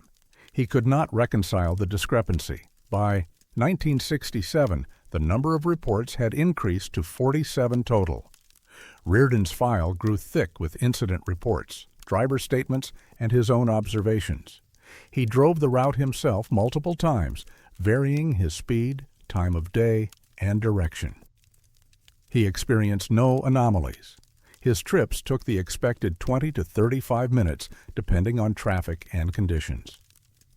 The Highway Patrol contacted the Arizona Department of Transportation, requesting a survey of the highway section in question. Engineers examined the road in August of 1967. They found nothing unusual: standard asphalt construction, proper grading, no subsurface issues. Sight lines were excellent. There were no hidden curves or visual illusions that might cause drivers to misjudge distance or speed. A geologist from the University of Arizona was consulted informally. He reviewed topographic maps and geological surveys of the area. The region showed typical basin and range geology, alluvial fans, volcanic remnants, sedimentary deposits. There were no magnetic anomalies, no unusual mineral concentrations, no geological features that might interfere with vehicle instruments or human perception. Reardon submitted a summary report to his superiors in December of 1967. The report detailed all 47 incidents, noted the consistent patterns, and acknowledged the absence of any conventional explanation. His conclusion was carefully worded. The time discrepancies reported on Highway 85 between mile markers 19 and 42 remain unexplained. No evidence of driver impairment, mechanical failure, or environmental factors has been identified. Recommend continued monitoring and documentation. The response from Highway Patrol Administration was brief. Reardon was thanked for his thoroughness and told to continue standard patrol procedures. No special investigation was authorized. No public statement was issued. In February of 1968, Reardon received a memo from administration. The memo stated that henceforth, reports of time discrepancies on Highway 85 should be filed under a new classification code that grouped them with driver fatigue and disorientation incidents. The memo did not explain why this reclassification was necessary, but the effect was clear. The reports would no longer be tracked as a distinct phenomenon, but absorbed into a broader category that suggested driver error. Reardon complied, but noted his objection in his personal log. He wrote, "These incidents are not driver error. These are experienced, reliable people. Something is happening on that road." The final documented report came on March 3, 1969. A postal carrier named Rita Alvarez was making her regular route from Ajo to Gila Bend. She left Ajo at 6:45 a.m., precisely on schedule as she had done for 11 years. She arrived in Gila Bend at 10:20 a.m., 3 hours and 35 minutes later. Alvarez filed a formal complaint with the U.S. Postal Service, noting the time loss and requesting an investigation. The Postal Service forwarded the complaint to the Highway Patrol. Reardon interviewed Alvarez personally. She was adamant that nothing unusual had occurred during the drive, yet the time loss was undeniable. She had synchronization points, radio time checks, the sunrise, landmarks she passed at consistent times every day. All of them confirmed that hours had elapsed that she could not account for. 1 week after Alvarez's report, the Highway Patrol received a directive from the Arizona Department of Public Safety. The directive, classified as administrative guidance, stated that reports of time anomalies on rural highways should be investigated primarily as medical issues, potential seizures, microsleep episodes, or other neurological events that might affect driver awareness. The directive suggested referring affected drivers to medical evaluation rather than pursuing environmental or road-related explanations. Reardon retired from the Highway Patrol in 1972. In his final weeks of service, he organized his case files and prepared them for archival. The Highway 85 file was among them. He included a handwritten note. 47 documented cases, no explanation found. Phenomenon ceased after March 1969. Recommend future review if incidents recur. No incidents recurred. Or if they did, they were not reported, not documented, not compiled into any file that remained accessible. The original reports were archived with the Arizona Department of Public Safety. Freedom of Information Act requests filed in the 1990s and again in 2008 returned only fragmentary records. Most incident reports from the 1960s were either lost, destroyed during routine file purges, or reclassified in ways that made them difficult to locate. Reardon died in 2003, but among his personal effects, his family found notebooks containing detailed summaries of the Highway 85 cases. They donated the notebooks to the Arizona Historical Society, where they remain available for research. In 2015, a journalist writing a book about Arizona mysteries interviewed several of the original drivers who were still alive. Barbara Orozco, the health inspector, was 81 years old. She remembered the incident clearly. She said she'd driven Highway 85 many times after her experience in 1966, and it had always been normal. But she never forgot that one drive, the feeling of time moving differently, the confusion when she arrived and realized hours had passed. She said something else, recorded in the journalist's notes. She said that for years afterward, every time she drove that stretch of highway, she would watch the mile markers carefully, count them, make sure they corresponded to what she expected.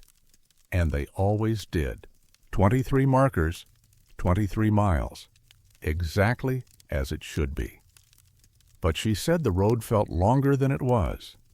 Not in time. She never lost time again, but in some other way she couldn't articulate, as if the road remembered what it had done, and she could sense that memory when she passed through. Highway 85 still runs between Gila Bend and Ajo. The pavement has been resurfaced multiple times. Traffic is lighter now than it was in the 1960s. GPS systems measure the distance with digital precision. 23.4 miles, 18 to 22 minutes at legal speeds. The road does not deviate. The mile markers progress in order. Time behaves as it should. But in a file cabinet in the Arizona Historical Society, 47 incident reports remain. And in those reports, a question persists that no one has answered satisfactorily. What happens when a road decides to measure time by its own rules? And why did it stop?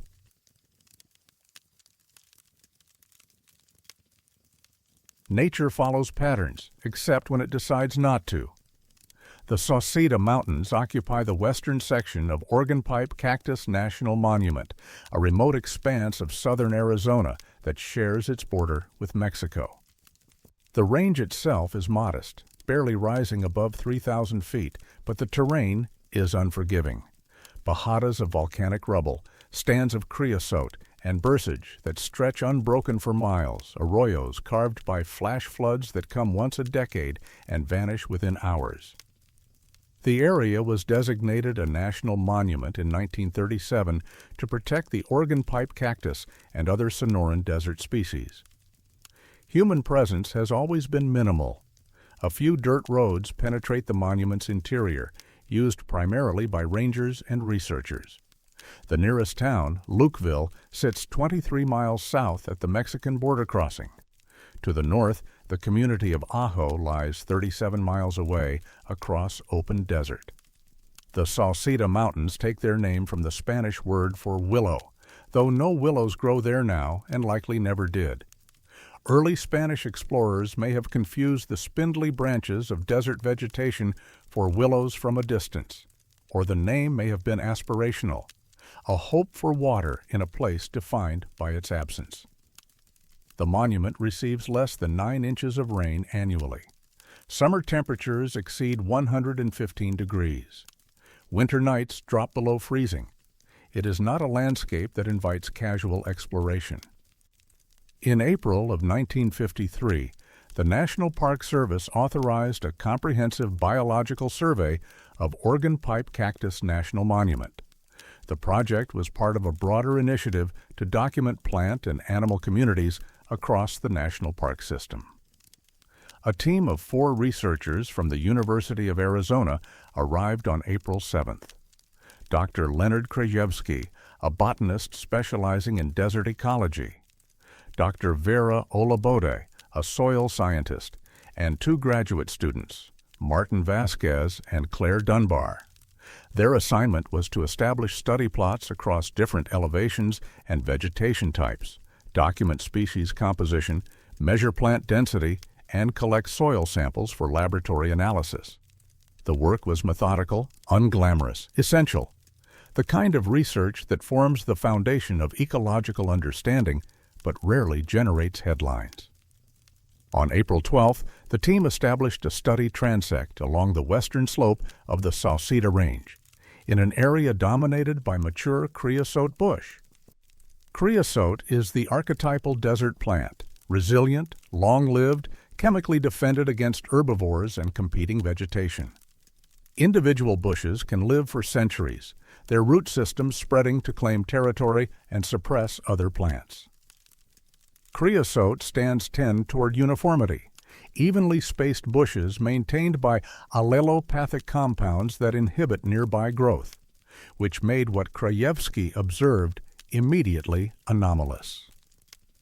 Within the survey area, he identified 17 circular clearings, where no creosote grew. The circles were precise, each measuring between 8 and 10 feet in diameter.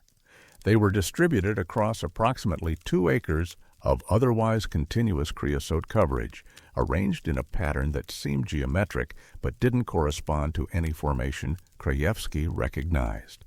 The soil within the clearings appeared undisturbed, no signs of digging, burning, or herbicide application. No tracks or tool marks, just bare ground with scattered annual grasses and forbs that had colonized the open space. Krajewski called Olabode over. They examined the clearings together, documented their locations using compass bearings and pacing measurements, photographed each one. Olabode collected soil samples from inside and outside the clearings for comparison. Vasquez and Dunbar mapped the pattern, creating a detailed sketch that showed the relative positions of all 17 circles. The team discussed possible explanations. Krajewski suggested the clearings might represent sites where creosote had died due to disease, drought stress, or root competition. But the circular precision argued against natural mortality, which tends to be irregular. Olabode wondered about animal activity. Perhaps kangaroo rats or ground squirrels had created dust-bathing areas, but the clearings were too large and too perfectly circular for that explanation. Human activity seemed unlikely. The area was remote, rarely visited, and showed no evidence of recent disturbance. Moreover, creating 17 precise circles by hand would require significant effort for no apparent purpose. They documented the anomaly in their field notes and continued their survey. On April 15th, before leaving the monument to return to Tucson, Krajewski took additional photographs of the clearing pattern from an elevated vantage point. The images clearly showed the 17 circles distributed across the creosote flat. In May, back at the university, Olabode analyzed the soil samples. She found no significant differences between soil from inside the clearings and soil from beneath adjacent creosote bushes. pH, texture, nutrient content, organic matter, all values fell within normal ranges for the area. There were no chemical residues, no signs of contamination or herbicide. The soil gave no indication why vegetation would not grow in those specific locations. Krajewski prepared a preliminary report for the Park Service in June, noting the clearings as an unusual feature warranting further study. He proposed returning the following year to monitor the sites, document any changes, and conduct more detailed botanical and soil analyses. The proposal was approved. In March of 1954, Krajewski returned to Organ Pipe with Olabode and a different graduate assistant, a man named Richard Tanaka. Vasquez and Dunbar had graduated and were no longer available. They hiked to the Sauceda study site on March 9th, carrying the original field notes, photographs, and sketch map from the previous year. Krajewski expected to relocate the clearings easily using his documented compass bearings and landmarks. They could not find them. The creosote flat appeared continuous, unbroken, no circles, no clearings. Krajewski checked his bearings repeatedly, confirmed they were in the correct location. A distinctive rock outcrop visible in the previous year's photographs was clearly identifiable. They were in the right place, but the clearings were gone. Olabode suggested they had simply miscalculated the location. They spent the afternoon searching the surrounding area, expanding their search radius in concentric circles. At approximately 4 p.m., Tanaka called out. He had found clearings, 17 of them arranged in the same pattern documented the previous year. But they were 300 yards west of the original location. Krajewski, Olabode, and Tanaka examined the new clearings carefully. The dimensions matched, 8 to 10 feet in diameter, perfectly circular, bare soil with minimal vegetation. The spatial arrangement was identical to the pattern recorded in 1953. Krajewski overlaid his original sketch map onto the new configuration. The clearings occupied the same relative positions to each other, as if the entire formation had been lifted and moved intact to a new location. They returned to the original site, the place where the clearings had been documented in 1953.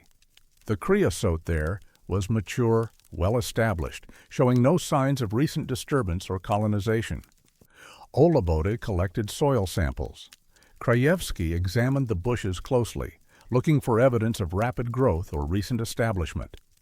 Everything suggested the creosote had been there for decades. Olabode's later analysis of the 1954 soil samples from the original clearing sites showed no chemical traces, no root remnants, no indication that the ground had been bare within recent memory. The soil profile was consistent with long-established vegetation coverage. The team documented the new clearing locations meticulously. They took photographs, collected samples, established permanent marker stakes at several sites. They spent 3 more days at the monument, expanding their survey area, searching for additional anomalies. They found none. Krajewski submitted a detailed report to the Park Service in April of 1954. The report described both years' observations and acknowledged that the findings were difficult to interpret. He proposed several hypotheses. Perhaps the original documentation had been in error, though the photographs argued against that. Perhaps the clearings represented some cyclical natural phenomenon not previously recognized in creosote ecology. Perhaps underground drainage patterns or soil chemistry variations created temporary bare patches that migrated over time. None of these explanations felt adequate. The Park Service filed the report without comment. Krajewski applied for funding to continue monitoring the site. The application was denied in July, with the explanation that budget priorities had shifted to other research needs within the park system. Krajewski attempted to interest colleagues in the phenomenon. He presented the findings at a regional ecology conference in November of 1954. The response was polite skepticism. Without a mechanism to explain the clearing's apparent movement, most attendees assumed observational or documentation error. One botanist suggested that Krajewski's team had simply discovered two separate sets of clearings and mistakenly concluded they were the same formation. But the photographs showed otherwise. The pattern was identical. The spatial relationships between clearings matched precisely, and soil analysis from the original sites indicated no history of bare ground. Krajewski published a brief note in the journal Ecology in 1956, describing the clearings as an unexplained feature of creosote ecology warranting further investigation. The note generated no response or follow-up research. Olabode left academia in 1957 to work for the U.S. Geological Survey. In a letter to Krajewski written in 1959, she mentioned that she still thought about the Sauceda clearings, that she had never encountered anything comparable in her subsequent fieldwork. She wrote, "I've learned to trust soil. It doesn't lie about its history, but the soil at those sites told me two contradictory things, and I don't know which one was true." Krajewski retired from the University of Arizona in 1973. He died in 1981. His research papers were donated to the university archives. Among them is a folder labeled Sauceda Anomaly, containing field notes, photographs, soil analysis reports, and correspondence related to the clearings. Also included is a photocopy of a Park Service memo dated June 1955, which Krajewski apparently obtained through informal channels. The memo, addressed to monument staff, instructed rangers to avoid discussing unusual ground features in the Sauceda Mountains with visitors or researchers, citing concerns about attracting unwanted attention and potential vandalism to sensitive areas. The memo does not elaborate on which features prompted the directive. No subsequent research was conducted at the Sauceda clearing sites. Krajewski's marker stakes, if they survived the desert weather, were never relocated by other researchers. In 2009, a hiking enthusiast with an interest in desert ecology read about the Sauceda clearings in an online forum discussing unexplained natural phenomena. He obtained copies of Krajewski's photographs from the university archives and attempted to locate the sites using GPS coordinates derived from visible landmarks. He found nothing matching the description. The area showed continuous creosote coverage. No circular clearings, no anomalies. He documented his search in a blog post that attracted minimal attention. The Sauceda Mountains remain as they were, remote, rarely visited, resistant to human interpretation. Creosote grows as it always has, claiming territory, persisting through drought and heat, following the patterns that govern desert vegetation. Except in one place during 2 consecutive years in the 1950s where 17 circles appeared, moved, and disappeared, leaving soil that remembered nothing and photographs that remembered everything. Krajewski wrote in his final journal entry on the subject, dated March 1955, "Nature does not relocate. If something moves, something moved it. But what moves 17 clearings in perfect formation and erases all evidence of where they've been? The question remains unanswered." And in the archives, 2 sets of photographs sit side by side. Same pattern, different location, same year apart. No explanation. The desert keeps its own census. And some things, it seems, are counted in ways we cannot measure.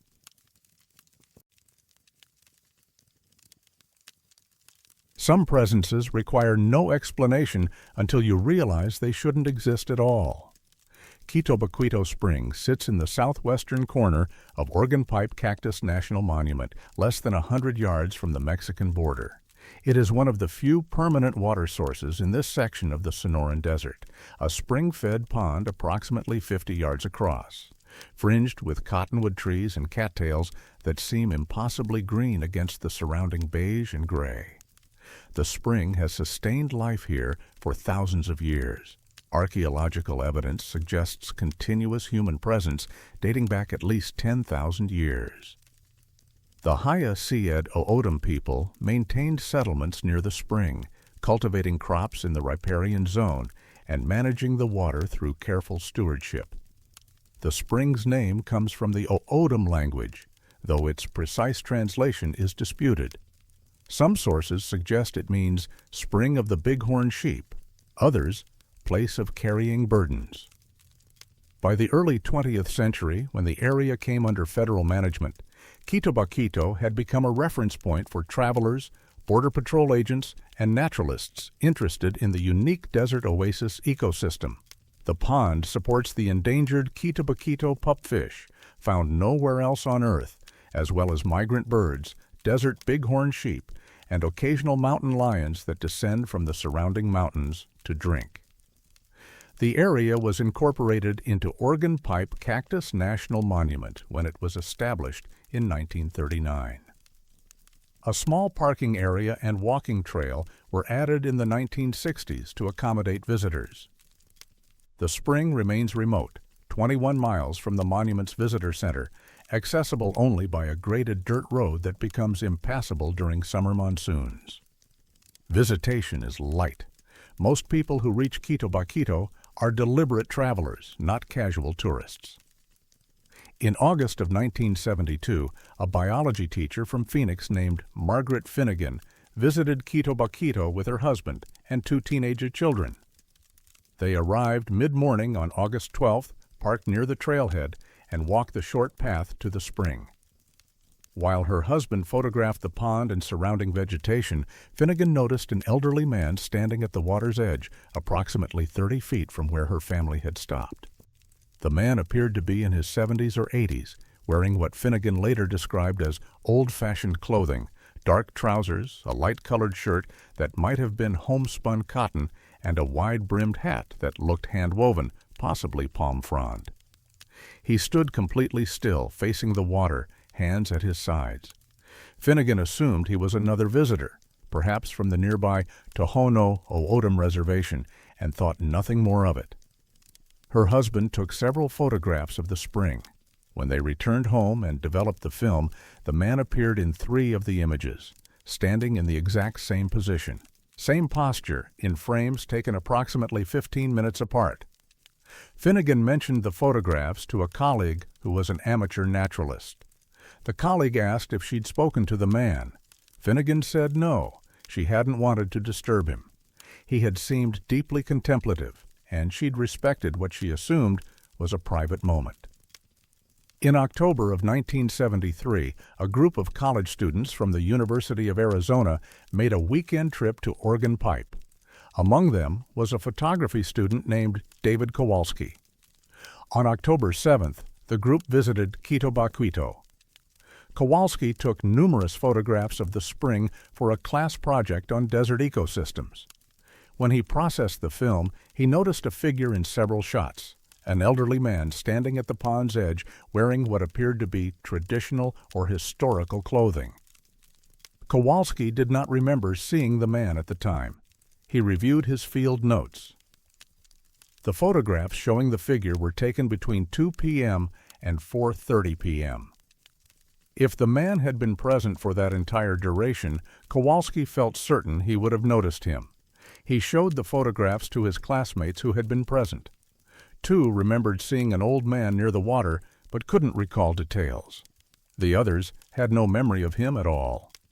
In April of 1974, a park ranger named Susan Delgado was conducting a routine inspection of the Quito Baquito area. Park policy required monthly visits to check the trail, assess water levels, and document wildlife activity. Delgado had worked at Organ Pipe since 1971 and had visited Quito Baquito dozens of times. On this visit, she observed an elderly man standing beside the spring. She called out a greeting. The man did not respond or acknowledge her presence. Delgado approached to within 20 feet. The man remained motionless, facing the water. She could see him clearly, dark clothing, woven hat, weathered face. But something about his absolute stillness unsettled her. She called out again, louder. No response. No movement. Delgado retreated to her vehicle and radioed the visitor center, reporting a possible medical emergency, a visitor who might be suffering heat exhaustion or disorientation. Another ranger, William Thatcher, drove to the site. When both rangers returned to the spring approximately 40 minutes later, the man was gone. They searched the immediate area. There were no footprints in the soft soil near the water's edge where the man had been standing. No tire tracks at the parking area except Delgado's vehicle. The trail showed no recent disturbance. Delgado filed an incident report. She described the man's appearance in detail and noted her concern about his lack of response. The report was logged and filed. No missing person reports matched the description. No other visitors had been documented at Quito Baquito that day. Over the following 2 years, similar reports accumulated. A family from California photographed the spring in July of 1974. The father later wrote to the Park Service asking about the park volunteer in traditional dress who had appeared in their vacation photos. Park records showed no volunteers stationed at Quito Baquito. No interpretive programs were offered there. No staff members matched the description. In November of 1974, a birdwatcher named Harold Bergstrom spent 3 hours at the spring documenting migrant species. He took field notes throughout his visit, including sketches and timestamps. His notes mention elderly O'odham man, possibly local, standing watch at north end of pond from 10:30 a.m. to 1:15 p.m. Bergstrom assumed the man was a tribal member exercising traditional access rights which were protected within the monument. When Bergstrom returned in February of 1975, he encountered Ranger Delgado at the visitor center and mentioned the man he'd seen in November. Delgado asked him to describe the individual. The description matched her own observation and those documented in the photographs other visitors had submitted. Delgado began collecting these reports systematically. She requested that the visitor center staff ask anyone who mentioned seeing an elderly man at Quito Baquito to provide details or photographs. By August of 1975, she had documented 11 separate sightings or photographic appearances spanning 3 years. The pattern was consistent. The man appeared always in the same general location, within 10 yards of the spring's northern edge. He wore similar clothing across all descriptions and photographs. He never moved, never responded to contact, never appeared to arrive or depart. Witnesses would see him or photograph him or both. Later, he would be gone. No one ever saw him walking to or from the site. Delgado compiled her findings into an informal report in September of 1975. She noted that the sightings suggested either an individual with unusual habits, someone who visited Quito Baquito regularly, stood motionless for extended periods, and avoided interaction, or something she was reluctant to specify. She contacted the Tohono O'odham Nation's Cultural Resource Office, asking if any tribal members were known to maintain a presence at Quito Baquito.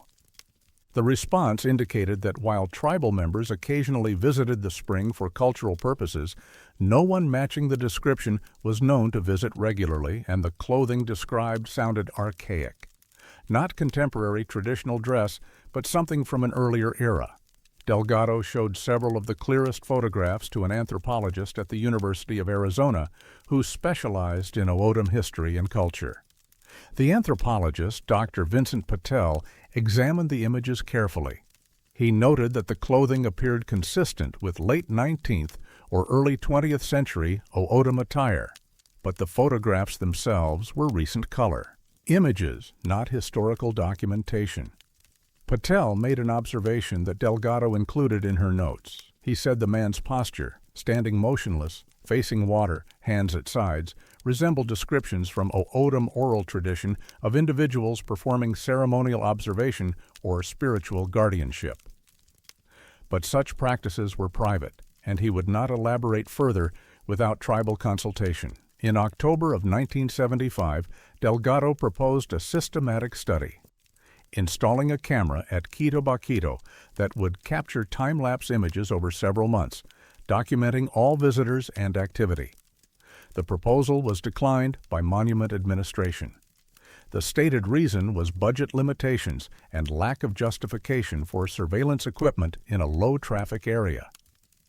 The final documented sighting occurred in June of 1976. A geology professor from Oregon, Dr. Evelyn Strand, visited Quito Baquito as part of a research trip studying desert spring ecosystems. She photographed the spring extensively on June 14th. Her images include 3 frames showing the elderly man standing in his characteristic position. Strand did not see him during her visit. She only noticed him when reviewing her photographs weeks later. She contacted the Park Service to inquire about his identity, assuming he was a park employee or volunteer included in publicity materials. Her inquiry was forwarded to Delgado, who added it to her file. Later that summer, in August of 1976, an unusual monsoon system stalled over southern Arizona. Quito Baquito Springs, normally stable, experienced severe flooding. Flash floods scoured the pond's margins, altered the spring's outflow channels, and damaged the cottonwood grove. Several trees were uprooted. The pond's configuration changed. Where it had been roughly circular, it became more irregular, with new channels forming along the eastern edge. Park Service crews spent several weeks stabilizing the site, reinforcing the trail, and monitoring the pupfish population to ensure the endemic species survived the disturbance. After the flood, no further sightings of the elderly man were reported.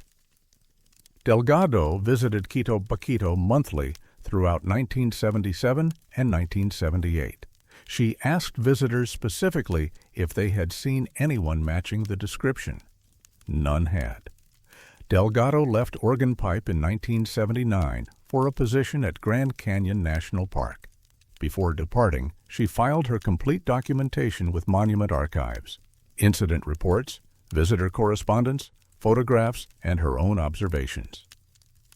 The file was logged as Quito Baquito Unidentified Visitor Sightings, 1972 to 1976. In 1993, a journalist researching unexplained phenomena in national parks obtained copies of Delgado's file through a Freedom of Information Act request. He published a brief article in a regional magazine focusing on the photographic evidence. The article generated minor interest, but no new information. Several readers suggested the images showed a Park Service employee or volunteer who worked at the site during the relevant period. The Park Service confirmed that no such employee existed. Personnel records from 1972 to 1976 showed no one matching the description assigned to Organ Pipe or its satellite sites. One photograph from the collection stands out. Taken in March of 1975 by an unknown visitor, it shows the spring in mid-afternoon light. The elderly man is visible at the water's edge, facing away from the camera. In the foreground, several visitors are clearly visible, a family group, sharp and in focus. The man is equally sharp, equally present, equally real, but no one in the family group remembered him being there. Delgado, contacted by researchers in 2008, confirmed that she still thought about the case. She said she'd seen the man herself, clearly, unmistakably. She'd called out to him. She'd approached within 20 feet. He had been physically present, not a trick of light, not a shadow, not imagination. Yet he left no footprints. Appeared in photographs taken hours apart without changing position. never responded to any attempt at contact, and vanished completely after the flood changed the spring's geography. She said something else, recorded in the interview transcript. She said that during her monthly visits after the flood, she sometimes felt as though something was missing. Not the man specifically, but a presence. As though Quito Baquito had lost something it had contained for a long time, and the loss left the place subtly diminished. The spring remains. The pupfish endure. Cottonwoods have regrown. Visitors still come, though not many, drawn by the improbable beauty of permanent water in a waterless land. But no one stands watch anymore, and in the archives, 17 photographs remain. Different cameras, different dates, different photographers, same man, same position, same silent vigil. Guarding what? No one knows.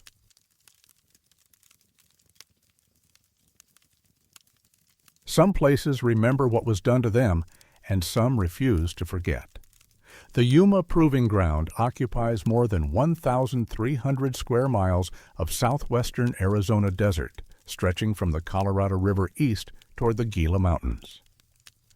Established in 1943 as a testing facility for artillery and munitions during World War II, the installation has served as one of the U.S. Army's primary weapons testing sites for over 8 decades. The terrain is brutal, temperatures exceeding 120 degrees in summer, flash flood channels that remain dry for years before filling in minutes, mountain ranges of fractured volcanic rock rising abruptly from alluvial plains. The proving ground itself is strictly controlled, fenced, patrolled, closed to public access. But surrounding the installation is a buffer zone of public lands managed by the Bureau of Land Management, areas where hikers, rockhounds, and off-road enthusiasts occasionally venture despite the remoteness and harsh conditions. The buffer zone exists because weapons testing requires space beyond the official boundaries, safety margins for unexploded ordnance, observation posts, access roads for range personnel. These peripheral areas have absorbed decades of concussive force, the distant rumble of artillery tests, the pressure waves from explosive trials, the occasional stray round that travels farther than predicted, signs warn of unexploded ordnance. Most people stay away, but some don't, drawn by the landscape's stark beauty or the illusion of solitude that vast empty spaces provide. In March of 1987, a geology student from Arizona State University named Marcus Lightfoot was conducting a field survey in the buffer zone approximately 4 miles northeast of the proving ground's eastern boundary. Lightfoot was documenting rock formations for his undergraduate thesis on desert erosion patterns. He had obtained the necessary permits from the BLM and carried maps showing restricted areas to avoid. On March 14th, while photographing a basalt outcrop near an unnamed wash, Lightfoot discovered something unexpected: a military canteen, the old aluminum type with canvas covering, lying in the center of a small clearing. The canteen was surrounded by 5 spooled, spent brass cartridge casings arranged in a perfect pentagon, each positioned exactly the same distance from the canteen. The arrangement was too precise to be accidental. Lightfoot assumed someone had left it as a marker or memorial. He photographed the configuration, noted its GPS coordinates, and examined the canteen without touching it. The canvas covering showed significant weathering. Stamped on the bottom was a manufacturing code, U.S. 1951. Lightfoot thought little more of it until he mentioned the find to his thesis advisor, Dr. Patricia Navarro, who had worked on geological surveys near military installations for 2 decades. Navarro asked specific questions: exact location, condition of the artifacts, surrounding terrain. When Lightfoot described the wash where he'd found the items, Navarro pulled up historical topographic maps and hydrological data. According to records, that wash had experienced severe flooding in 1963, 1971, and 1983. Flash floods in desert environments are catastrophic, walls of water and debris that scour channels down to bedrock, moving boulders the size of cars, stripping everything to bare mineral substrate. Any objects left in that wash prior to 1983 would have been swept away or buried under tons of sediment. Yet the canteen and casings showed no signs of flood damage, no abrasion, no sediment compaction, no displacement. They sat on the surface, arranged geometrically as if placed yesterday. Navarro suggested Lightfoot document the find and move on. Military buffer zones occasionally attracted trespassers who left strange markers or made political statements. The arrangement was odd, but not unprecedented. Lightfoot returned to the site in April to collect additional geological samples. The canteen and casings were still there, unchanged. On impulse, he decided to collect the canteen as a curiosity. He reached for it. The moment his hand closed around the metal, he experienced what he later described as complete directional collapse. His sense of orientation vanished. He couldn't identify north, couldn't determine which direction led back to his vehicle, couldn't match the terrain around him to his mental map. The sun was visible, clearly marking west, but the information felt irrelevant. His mind couldn't connect solar position to cardinal directions. He released the canteen. The disorientation persisted. He sat down, checked his compass. The needle pointed north, but the reading felt meaningless. He knew intellectually which direction was which, but his proprioceptive sense refused to accept it. After approximately 40 minutes, the sensation faded. His sense of direction returned gradually, like vision adjusting after bright light. He left the site immediately, navigating by GPS coordinates rather than instinct, and did not attempt to collect the canteen again. He reported the experience to Navarro, who documented it but offered no explanation. Lightfoot completed his thesis work in other areas and did not return to that wash. In June of 1992, a married couple from California, Dennis and Laura Quinlan, were hiking in the same general region. They were experienced desert backpackers, familiar with the area's hazards and restrictions. On June 7th, they discovered a cluster of artifacts near a dry stream bed. 3 canteen cups, a section of webbing gear, and approximately 30 brass casings, all arranged in concentric circles with the webbing at the center. Dennis examined the items. The webbing showed a manufacturing stamp from 1958. The canteen cups bore similar dates. The casings were 40 millimeter, consistent with weapons tested at Yuma during the 1950s and 60s. Laura photographed the arrangement. Dennis attempted to pick up one of the canteen cups. He immediately experienced a severe spatial disorientation, unable to identify which direction they had come from, which way their camp lay, which route would lead back to the trailhead. Laura, who had not touched the artifacts, retained her sense of direction and guided Dennis away from the site. The disorientation lasted nearly 2 hours. During that time, Dennis said later, he could see landmarks, recognize terrain features, consult his compass and map, but he could not connect any of it to actionable navigation. It was as if the part of his brain that integrated spatial information had been temporarily severed. They reported the incident to a BLM ranger when they returned to their vehicle. The ranger, a woman named Sylvia Takahashi, filed a brief report noting the location and description of the artifacts. She mentioned that similar reports had been filed over the years, hikers finding military debris in geometrically arranged patterns, experiencing disorientation when attempting to collect the items. Takahashi had worked the area since 1988. She'd heard stories from other rangers about the arranged sites, as they were informally called.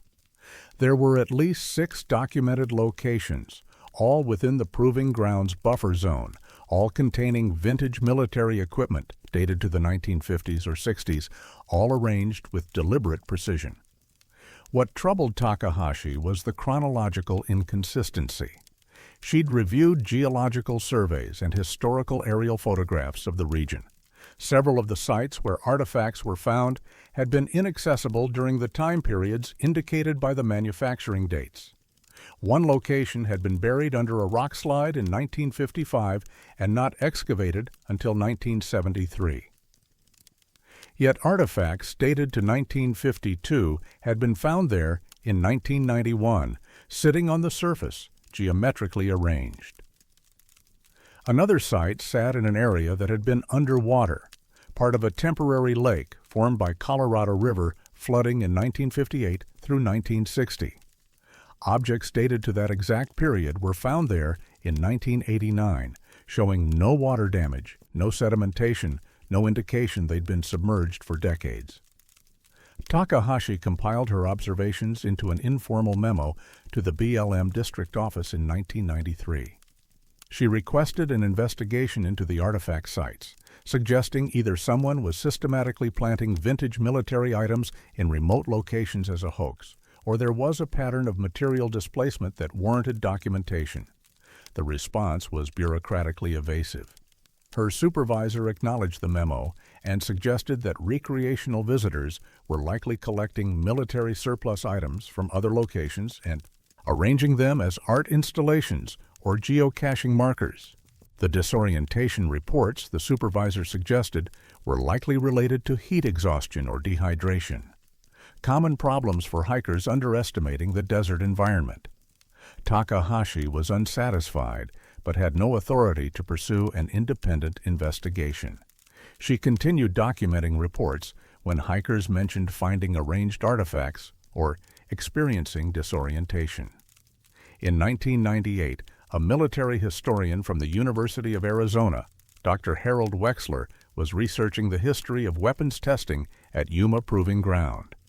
He interviewed retired Army personnel, reviewed declassified testing records, and collected oral histories. During this research, he encountered references to anomalous material recovery in testing logs from the 1960s. The references were cryptic, brief notes about equipment found in locations where it had not been placed, arranged in patterns that did not match testing protocols. The logs did not elaborate. Wexler attempted to obtain additional documentation through official channels.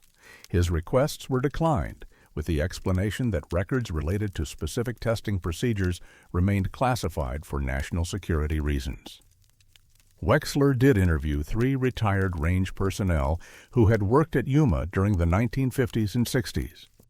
All 3 mentioned independently that certain areas of the range were avoided by experienced personnel, not due to unexploded ordnance or environmental hazards, but because of what one man called compass problems. Equipment malfunctioned in those areas, they said. Navigation became unreliable. Personnel felt disoriented. One former range officer, a man named Gordon Matsumoto, who had supervised artillery tests from 1957 to 1964, told Wexler something he'd never reported officially.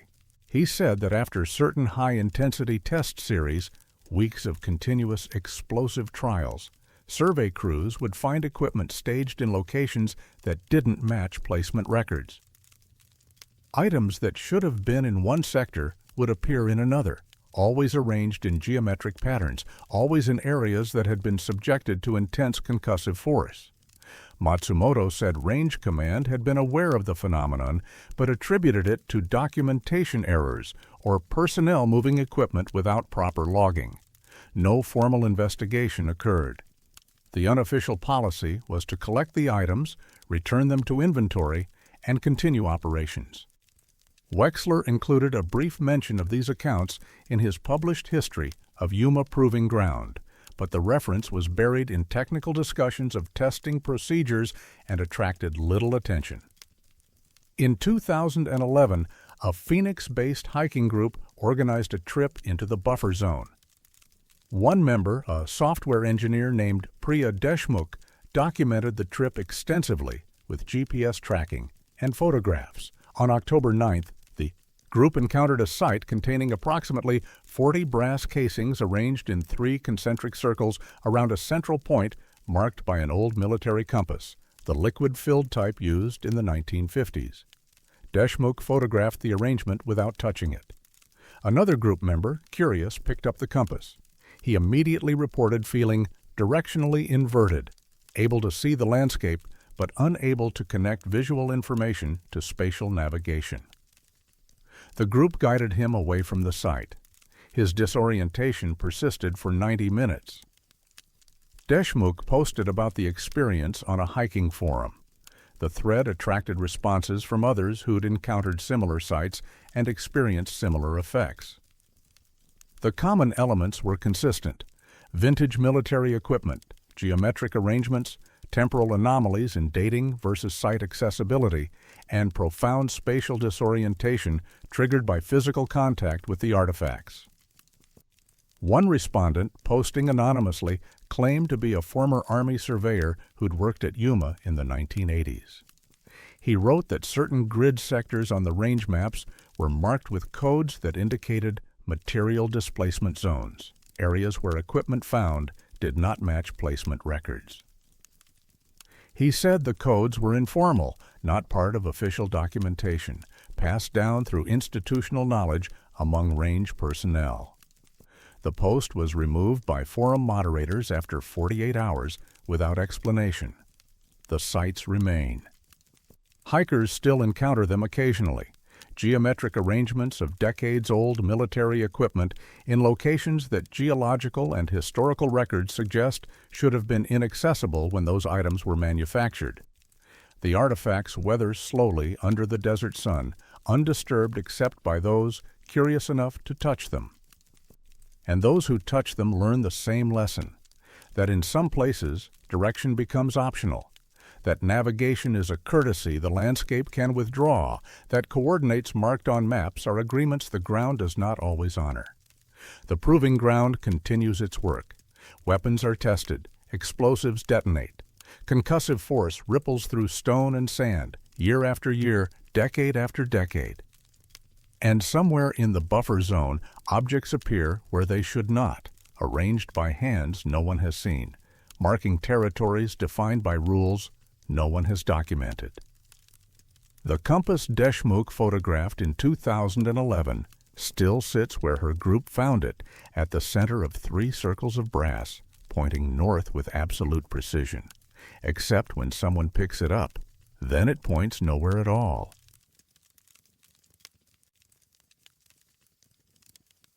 Stone should not remember what has not yet happened. Painted Rock sits in the desert lowlands northwest of Gila Bend, Arizona, 53 miles from Phoenix along Interstate 8. The site takes its name from a massive basalt outcrop, a dark volcanic hill rising abruptly from the pale desert floor, whose surfaces are covered with thousands of petroglyphs. The carvings span centuries, perhaps millennia. Geometric patterns, human figures, bighorn sheep, serpents, abstract symbols whose meanings have been lost or were never meant to be shared. The Hohokam people inhabited this region from roughly 300 to 1450 AD, and many of the petroglyphs are attributed to them, though older markings suggest even earlier occupation. Later groups, Pima, Maricopa, Owodam, also left their marks on the stone. The rock itself is protected, designated as an archaeological site under Bureau of Land Management jurisdiction since 1965. A chain-link fence surrounds the hill to prevent vandalism, though damage has occurred over the years. Modern graffiti scratched over ancient art, bullet holes pocking the stone, fragments chipped away by careless visitors. The site is remote, rarely staffed, accessible by a dirt road that discourages casual tourism. Those who visit tend to be archaeologists, researchers, or individuals with specific interest in rock art and indigenous history. The desert surrounding Painted Rock is harsh and empty. Summer temperatures exceed 115 degrees. The nearest permanent water source is miles away. The landscape is creosote flats, scattered palo verde, cholla stands that bristle like warnings. At night, the silence is absolute except for wind moving through stone crevices. In June of 1981, a team of archaeologists from Arizona State University conducted a comprehensive survey and photographic documentation of the painted rock petroglyphs. The project, led by Dr. Margaret Ashford, aimed to create a complete digital archive of the site's rock art before further deterioration occurred.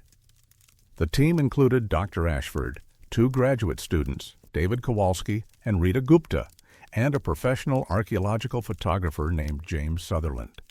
They spent 5 days at the site, photographing every accessible panel, measuring and cataloging individual petroglyphs, taking detailed notes on patina development, weathering patterns, and relative dating indicators.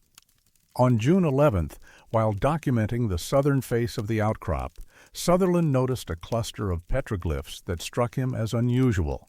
The carvings depicted what appeared to be modern objects, a shape resembling a fixed-wing aircraft with swept-back wings and a distinctive tail configuration, another image that looked like a streamlined automobile or possibly a missile, and a third that suggested a satellite dish or radar array. Sutherland called Dr. Ashford over. She examined the carvings carefully. The style was consistent with other petroglyphs on the rock, pecked into the dark patina using stone tools, exposing the lighter basalt beneath. The depth of the carvings, the repatination of the exposed surface, and the weathering patterns all suggested significant age. But the subject matter was unmistakably modern. Ashford photographed the panel extensively, took measurements, and documented its exact location. She noted in her field journal that the images were anomalous but reserved judgment until she could consult with colleagues and conduct further analysis. Back at the university in July, Ashford presented the photographs at a faculty seminar. The response was divided. Some colleagues suggested the carvings were recent vandalism. Someone with knowledge of petroglyph techniques had created modern images as a prank or artistic statement. Others noted that the patina development and weathering appeared consistent with genuinely ancient carvings. Ashford proposed a scientific approach, carbon dating the rock varnish that covered the carved surfaces. Rock varnish, or desert varnish, is a thin coating of manganese and iron oxides that accumulates on stone surfaces over centuries. By analyzing organic material trapped within the varnish layers, researchers can estimate when the underlying carving was made. Samples were collected in September of 1981 by Dr. Ronald Blackwood, a geochronologist from the University of Arizona. Blackwood extracted microscopic samples from the repatinated surfaces of the anomalous petroglyphs and from adjacent confirmed ancient carvings for comparison. The analysis took 4 months. Blackwood's preliminary results, dated January 1982, indicated that the varnish over the modern-appearing petroglyphs was between 350 and 450 years old, roughly contemporary with late Hohokam occupation or early post-contact period. The finding was deeply problematic. If accurate, it suggested that someone in the 16th or 17th century had carved images depicting 20th century technology. Blackwood conducted additional tests, suspecting contamination or methodological error. The results remained consistent. The rock varnish was old. The carvings beneath it predated the objects they appeared to depict by several centuries. Ashford submitted a paper to the Journal of Archaeological Science in March of 1982, detailing the discovery and the dating results. The paper underwent peer review. Reviewers raised significant concerns. The dating methodology, while established, carried margins of error. The interpretation of the petroglyphs as modern objects might be subjective. The possibility of sophisticated recent vandalism could not be entirely excluded. The paper was not accepted for publication. The editor suggested Ashford revise and resubmit with additional evidence and analysis. Ashford applied for grant funding to conduct a more extensive study of the site, including additional dating samples, comparative analysis with other rock art sites, and consultation with indigenous communities about traditional interpretations of similar imagery. The grant application was submitted in July of 1982. Funding was denied in October. The review committee's feedback indicated that the project lacked sufficient preliminary evidence to justify the proposed expenditure. Ashford continued to advocate for further study, presenting her findings at conferences and seeking collaborative partners. Interest was limited. Most archaeologists viewed the anomalous petroglyphs as either misinterpreted imagery or sophisticated modern forgery, despite the dating evidence. In March of 1984, Ashford obtained permission from the BLM to return to Painted Rock with a smaller team to collect additional samples and conduct more detailed photography. She brought Kowalski, who had assisted in the original survey, and a new graduate student, Teresa Vance. They arrived at the site on March 17th. Using the coordinates and photographs from the 1981 survey, they navigated to the southern face where the anomalous petroglyphs had been documented. The petroglyphs were gone, not weathered away or faded, gone, removed. The rock surface where they had been was smooth, showing none of the patina or texture that characterized the surrounding ancient carvings. It appeared to have been carefully ground down, the top layer of stone abraded away to eliminate all trace of the images. Ashford examined the area closely. The removal had been done with precision. Surrounding petroglyphs, some within inches of where the anomalous carvings had been, were completely undamaged. There were no tool marks, no scratches, no indication of the method used. The rock simply showed a blank patch where the controversial images had existed. Kowalski searched the immediate area for debris, rock dust, fragments, any evidence of when or how the removal had occurred. He found nothing. The ground around the outcrop was undisturbed. No tire tracks led to the site. No footprints were visible in the decomposed granite soil. Ashford reported the vandalism to the BLM office in Phoenix on March 19th. A law enforcement ranger, Gregory Mendoza, visited the site the following week to document the damage and file an incident report.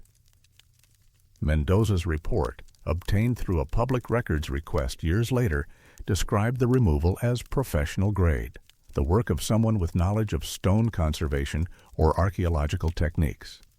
He noted that the precision suggested deliberate targeting of specific images rather than random vandalism. His report recommended an investigation, though he acknowledged that the remote location and lack of physical evidence made identifying suspects unlikely. No investigation occurred. The BLM filed the report and closed the case due to lack of leads. Ashford attempted to publicize the incident. She contacted archaeological journals, regional newspapers, even national news outlets, hoping media attention might generate information about who had removed the petroglyphs or why. The response was minimal. One Phoenix newspaper ran a brief article in May of 1984 mentioning the vandalism but not detailing the nature of the destroyed images. The article generated no significant public interest. Ashford wrote to colleagues attempting to gather support for a formal inquiry or at least documentation that the petroglyphs had existed and been scientifically dated. Several colleagues expressed sympathy but offered no concrete assistance.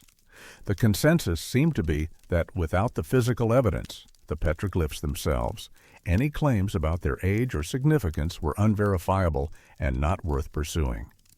Sutherland, the photographer who had originally noticed the anomalous carvings, still had his photographs from 1981. The images clearly showed the petroglyphs in question, the aircraft-like shape with swept wings, the streamlined vehicle form, the dish or array configuration.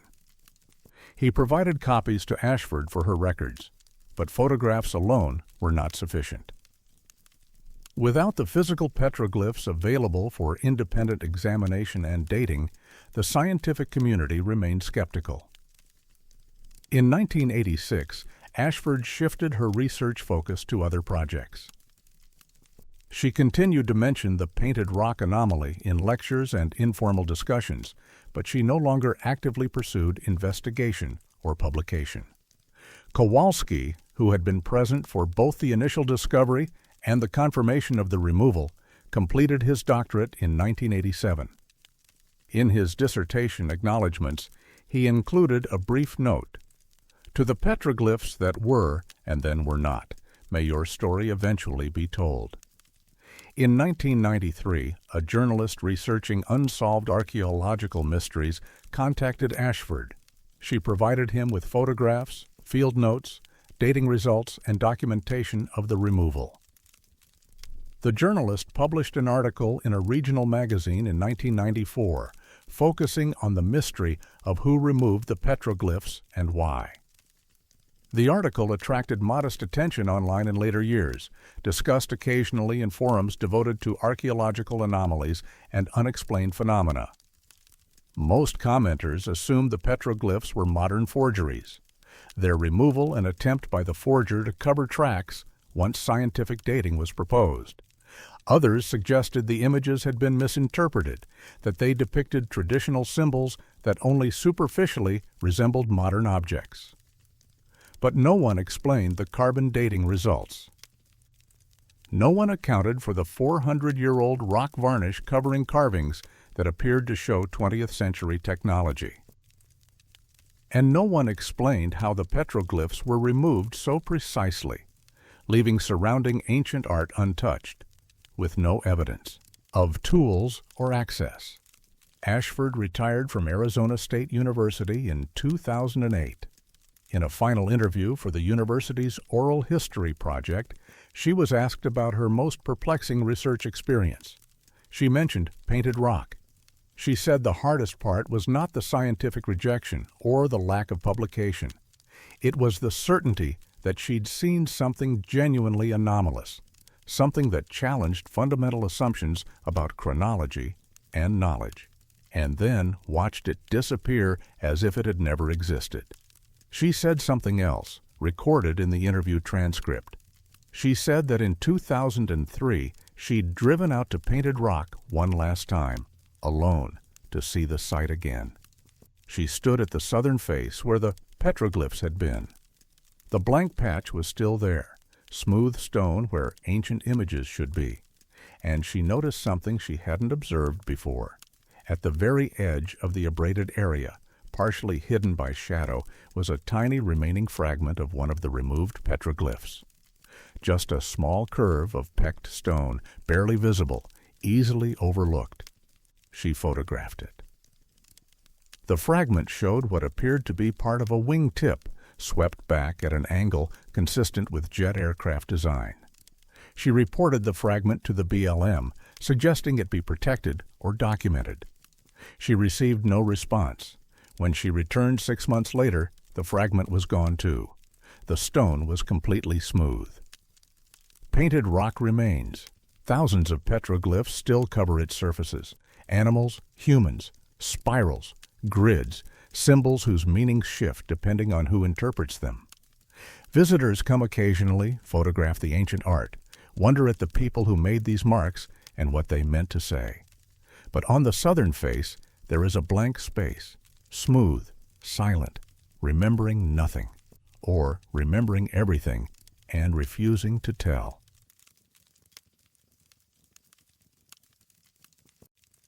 Some names refuse to stop being written.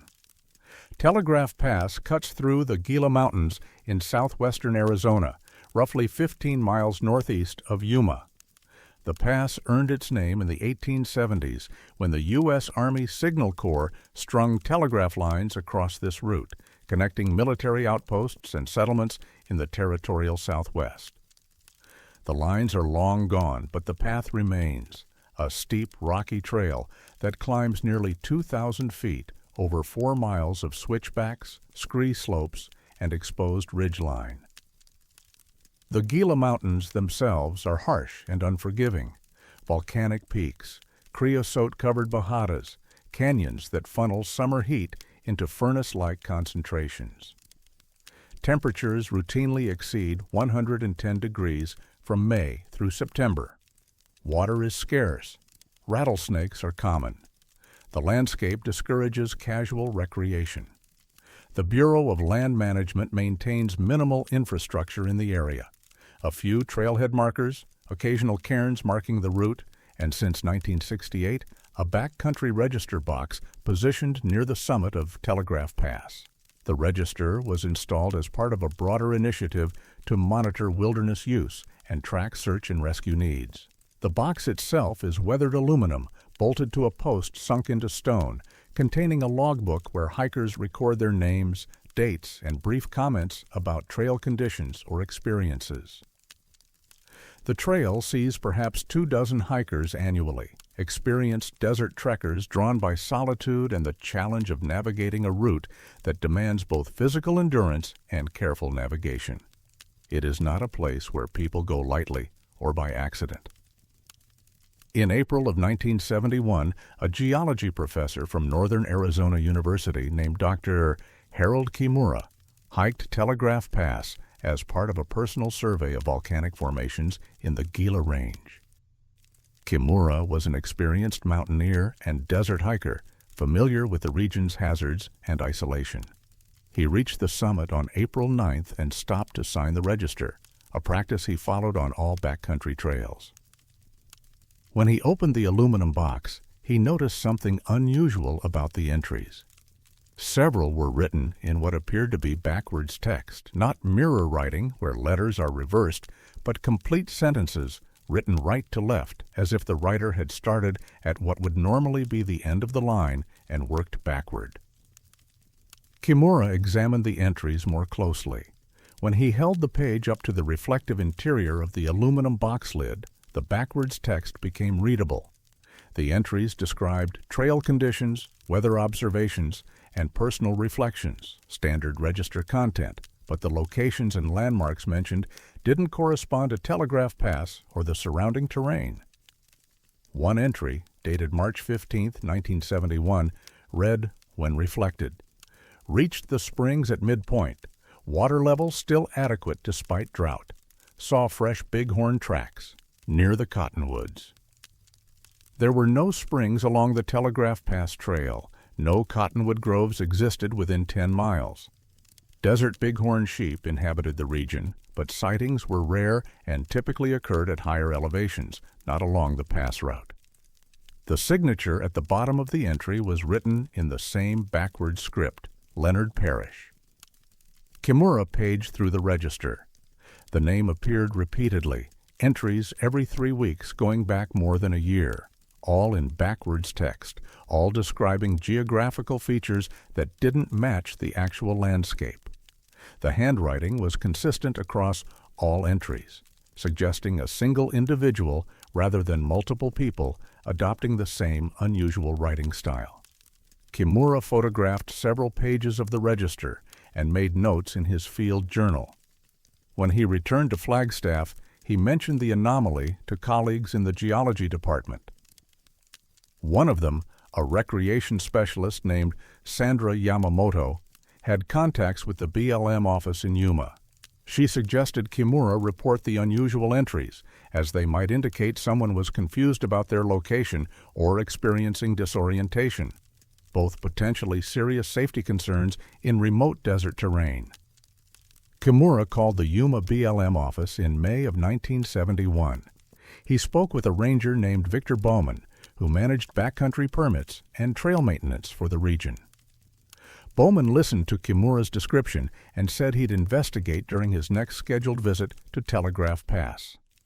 Bowman hiked to the pass in June.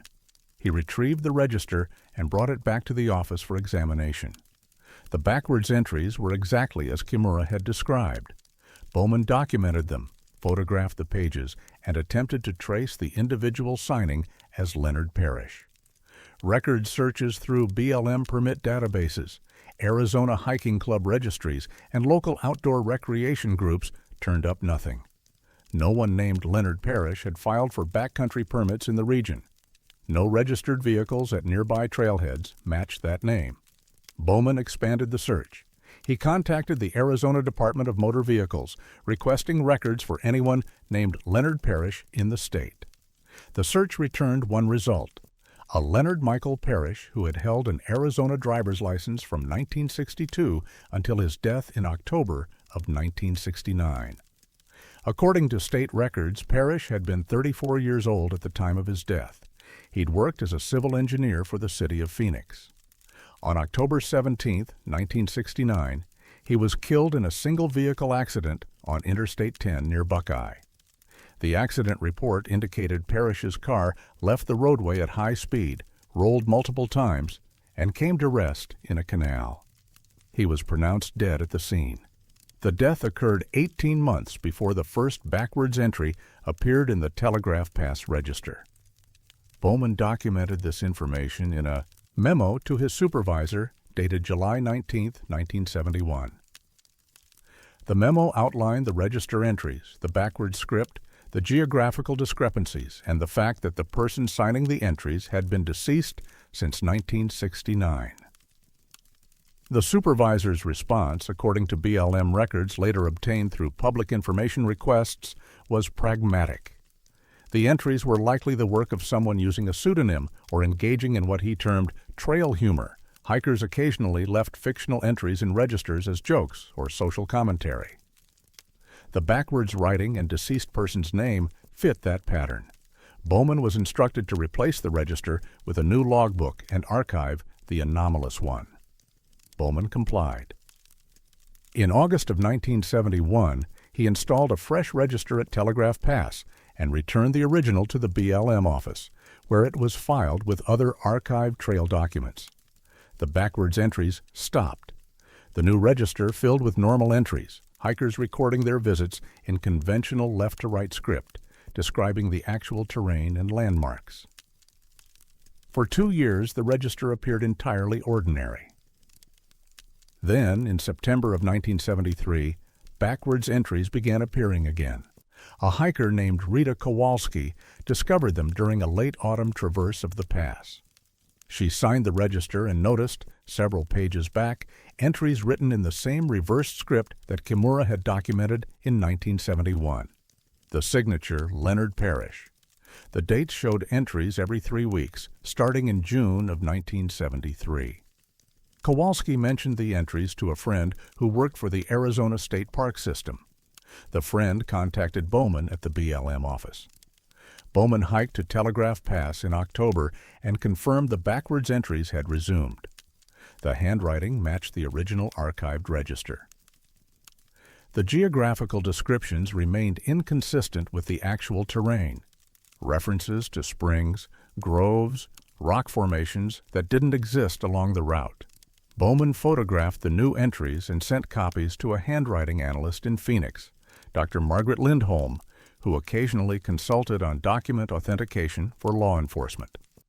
Lindholm compared the 1973 entries with samples from the original 1971 register. Her analysis, completed in November of 1973, concluded that all entries attributed to Leonard Parrish were written by the same individual.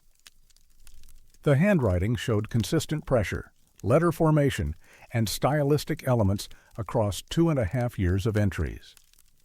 Lindholm's report included an additional observation. She noted that backwards writing of this type, fluent, consistent, easily readable when reflected, typically required either extensive practice or a neurological condition affecting spatial processing. Most people attempting to write backwards produced awkward, irregular text. Parrish entries showed none of that hesitation. Bowman attempted to contact Leonard Parrish's surviving family.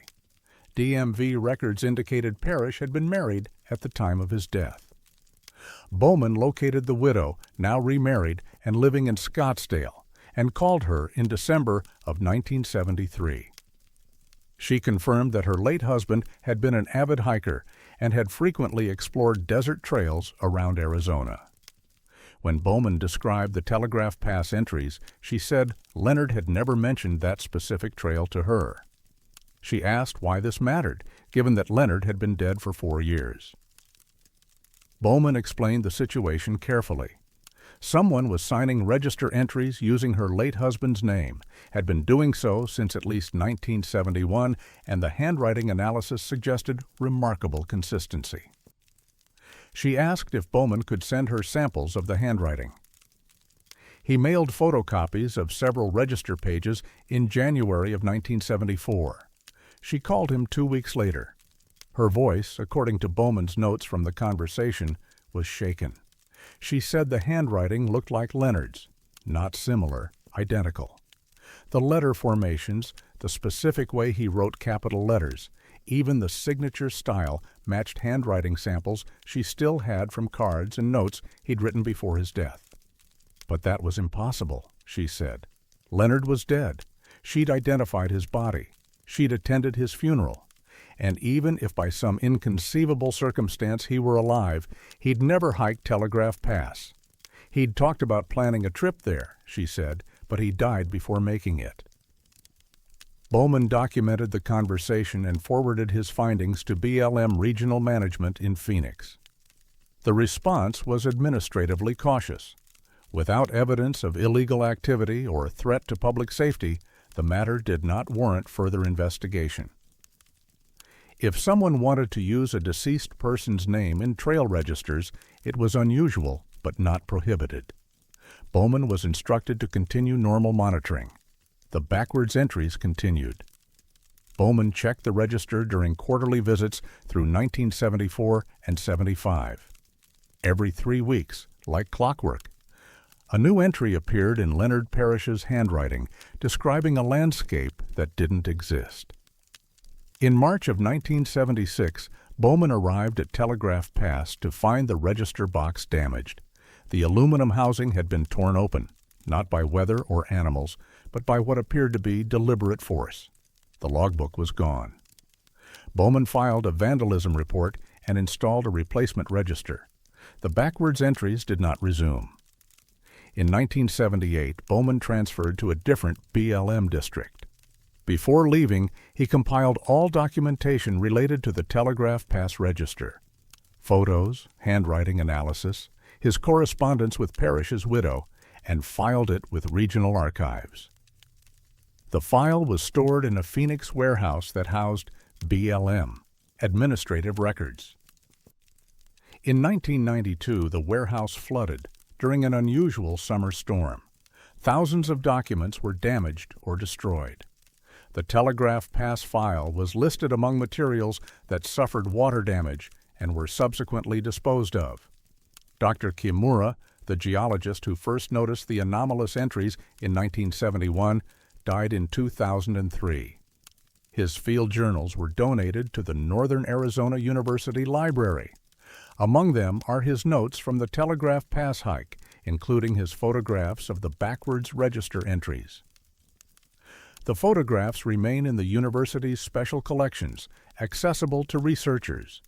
They show clearly the reversed text, the consistent handwriting, the signature of a man who had been dead for 2 years when the entries began. In 2015, a hiking blogger researching unusual trail registers across Arizona learned about the Telegraph Pass entries through online mentions in old hiking forums. She hiked to the pass and photographed the current register. Now the 4th or 5th replacement since the original was installed in 1968. The register contained normal entries, standard left-to-right text, conventional descriptions of the terrain, no backwards writing, no signature reading Leonard Parrish. But at the very end of the logbook, on the last page, someone had written a single sentence. In backward script. Reflected, it read, "Some trails you walk before you find them." The entry was unsigned. The date was October 17th, the anniversary of Leonard Parrish's death. The blogger posted about it online. The post generated brief discussion, mostly speculation about pranksters familiar with the Telegraph Pass legend. The entry was not repeated in subsequent register books. Telegraph Pass remains as it was. The trail climbs.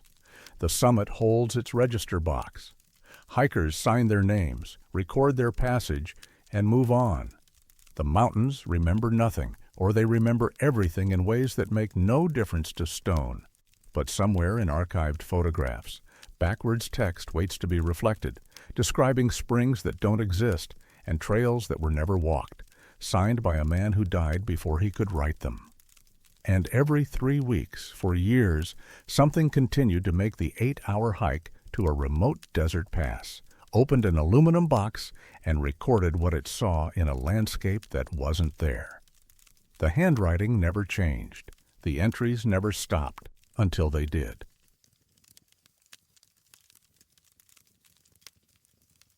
Time is supposed to be the one thing that stays honest. The Welton Mohawk Irrigation District sprawls across the southwestern corner of Arizona, roughly 50 miles east of Yuma, where the Colorado River's water is diverted through a vast network of canals, laterals, and underground pipes to sustain agriculture in one of the hottest, driest regions of North America. The district was established in 1952 as part of the Welton Mohawk Division of the Gila Project, a federal reclamation initiative designed to transform desert into productive farmland. By the early 1960s, the system irrigated nearly 75,000 acres, supporting cotton, alfalfa, wheat, and vegetable crops that required precise water delivery on carefully scheduled intervals. The infrastructure was modern for its time.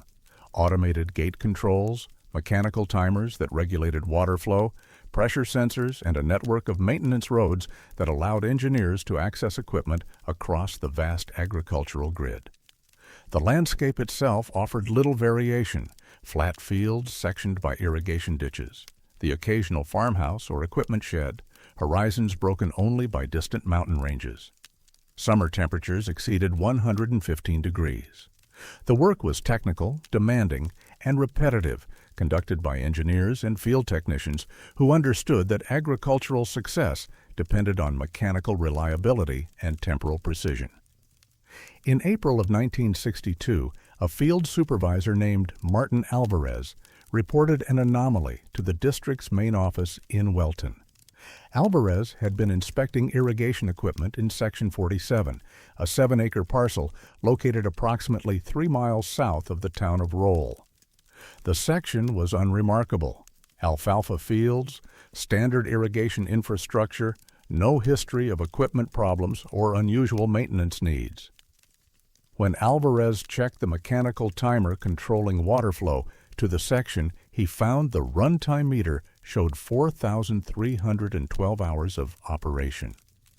The timer had been installed and reset to 0 on April 1st, 11 days earlier. At maximum continuous operation, the device should have shown approximately 264 hours. Alvarez assumed the meter was malfunctioning. He removed the timer, tagged it for repair, and installed a replacement unit. He noted the incident in his daily log, but considered it a routine equipment failure. 3 days later, during a follow-up inspection, the replacement timer showed 947 hours of operation. It had been installed 72 hours earlier. Alvarez reported the second anomaly to the district engineer, a man named Gerald Foss. Foss had worked for the irrigation district since its establishment and had overseen the installation and maintenance of hundreds of automated timers across the system. He'd never encountered a malfunction of this type. Foss visited Section 47 on April 18th with Alvarez and another technician, Robert Tanaka. They examined the timer installation, checked electrical connections, verified water pressure, and inspected the mechanical components.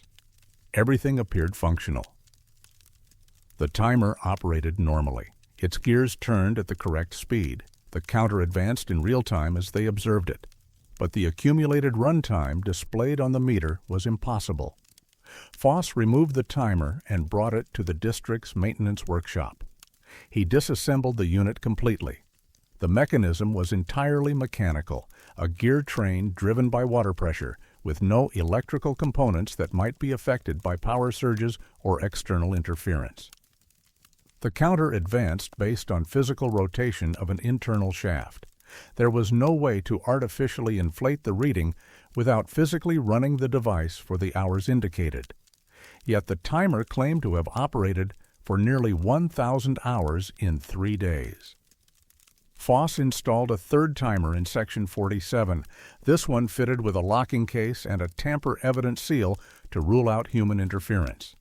He also placed a manual observation log at the site, instructing field personnel to check and record the timer reading during each scheduled visit.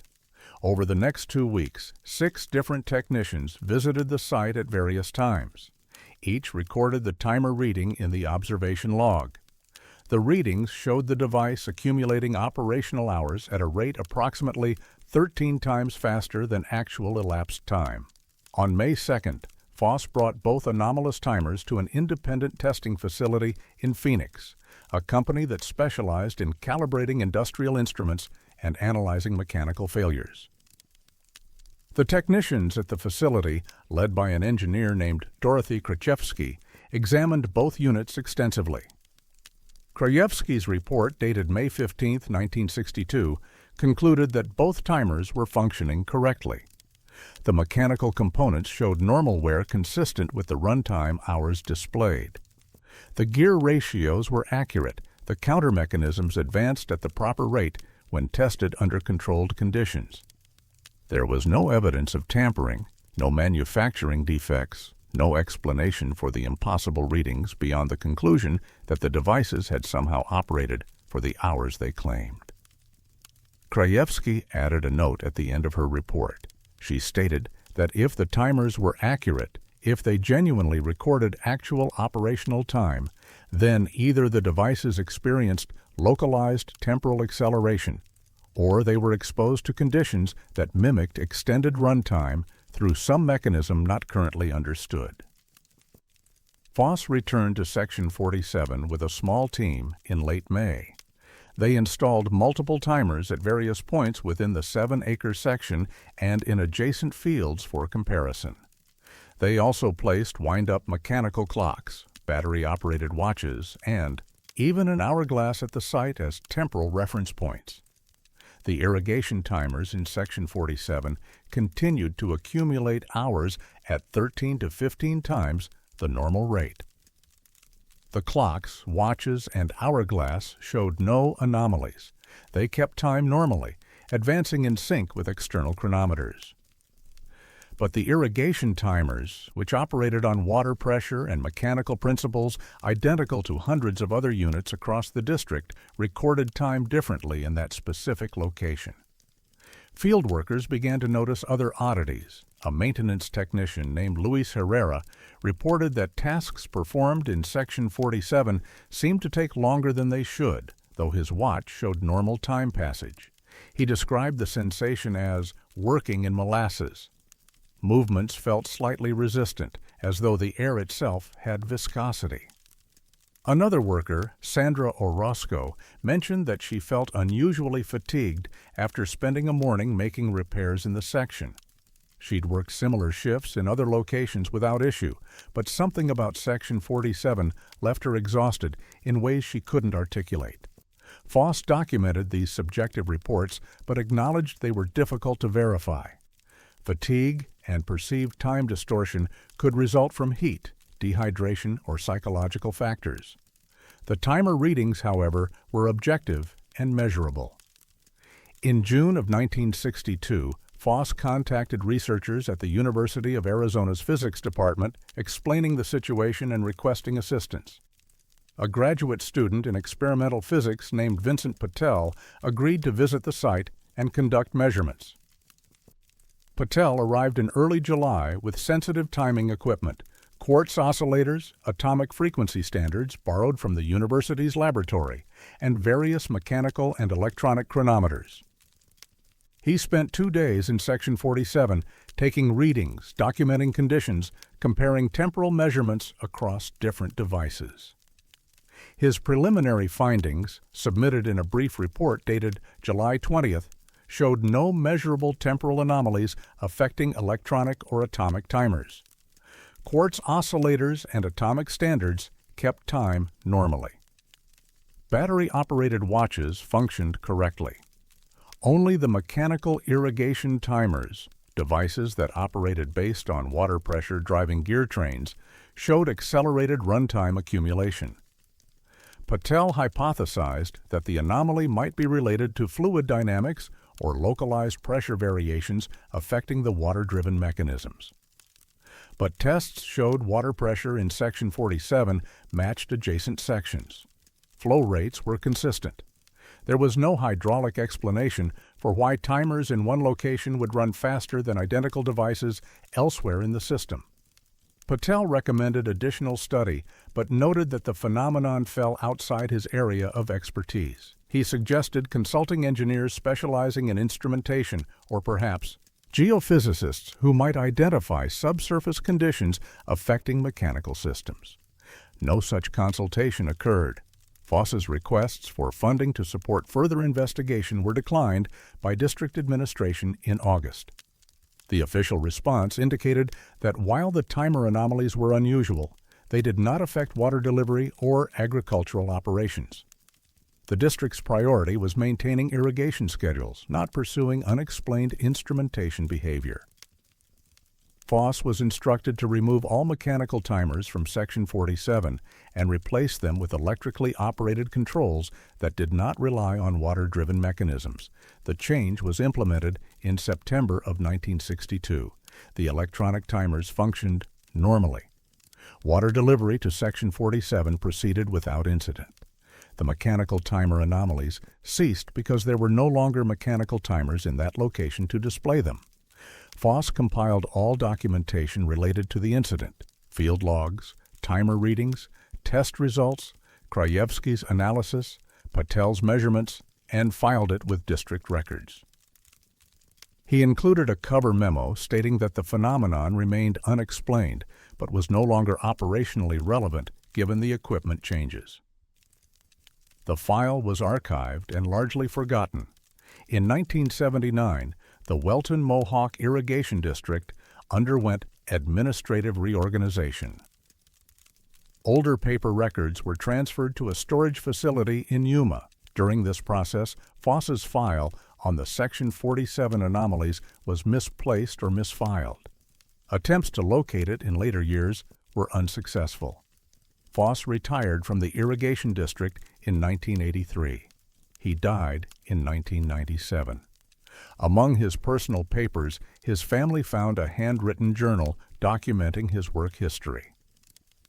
Several pages were devoted to the Section 47 timer anomalies. Foss wrote that the incident had troubled him for years, not because it threatened agricultural operations, but because it suggested that mechanical systems could record time differently depending on location, for reasons no one could identify. He noted that he'd returned to Section 47 multiple times during the late 1960s and 70s, long after the mechanical timers had been removed. He brought his own mechanical watch and left it at the site for hours, checking its accuracy against reference chronometers. The watch always kept normal time, but he wrote that something about the location still felt wrong, a subtle resistance in the air, a sense that effort expended there cost more than it should. He acknowledged these were subjective impressions, not measurable data, but they persisted across years of periodic visits. In his final journal entry on the subject, dated March 1982, Foss wrote, "Some places don't follow the rules we assume govern them. We can work around these places, ignore them, pretend they're normal. But the timers didn't lie. For reasons we don't understand, time passed differently there, at least for machines that measured it mechanically. And if time can move faster for a machine in one location, what does that mean for the nature of time itself, or the nature of location?" The journal was donated to the Arizona Historical Society after Foss's death. It remains in their archives, accessible to researchers, but rarely consulted. Section 47 continues to be farmed. Crops grow normally. Irrigation proceeds on schedule. Electronic controls manage water delivery without incident. There have been no recent reports of equipment anomalies or temporal distortions. The land shows nothing unusual.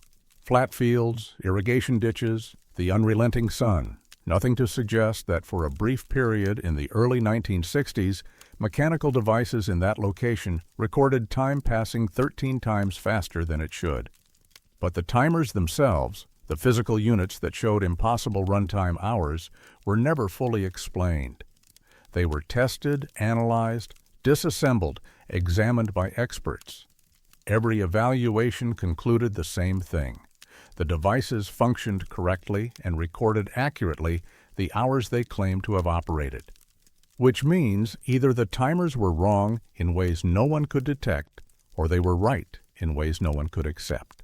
Somewhere in storage, perhaps in a forgotten box in a district maintenance facility or a university laboratory archive, those timers might still exist. Their counters frozen at impossible numbers. Their gears silent now, but still bearing the microscopic wear patterns consistent with thousands of hours of operation compressed into days. Evidence of time that moved too fast or didn't move at all, depending on what you chose to measure and how you chose to believe the answer.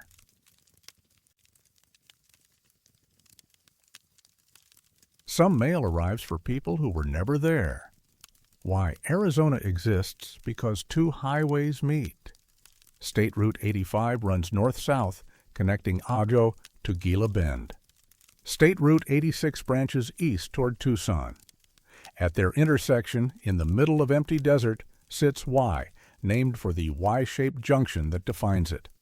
The town isn't incorporated, has no official boundaries, and its population has never exceeded 200 permanent residents. There's a gas station, a small store, a scattering of mobile homes and ranch houses spread across the Creosote Flats. The nearest substantial town is Ajo, 28 miles north. To the east lies the Tohono O'odham Nation. To the south, Organ Pipe Cactus National Monument. The landscape is exposed, flat, unforgiving, the kind of place people pass through on their way to somewhere else. Y received its own post office in 1950, a small building that served the scattered population and ranches within a 30-mile radius.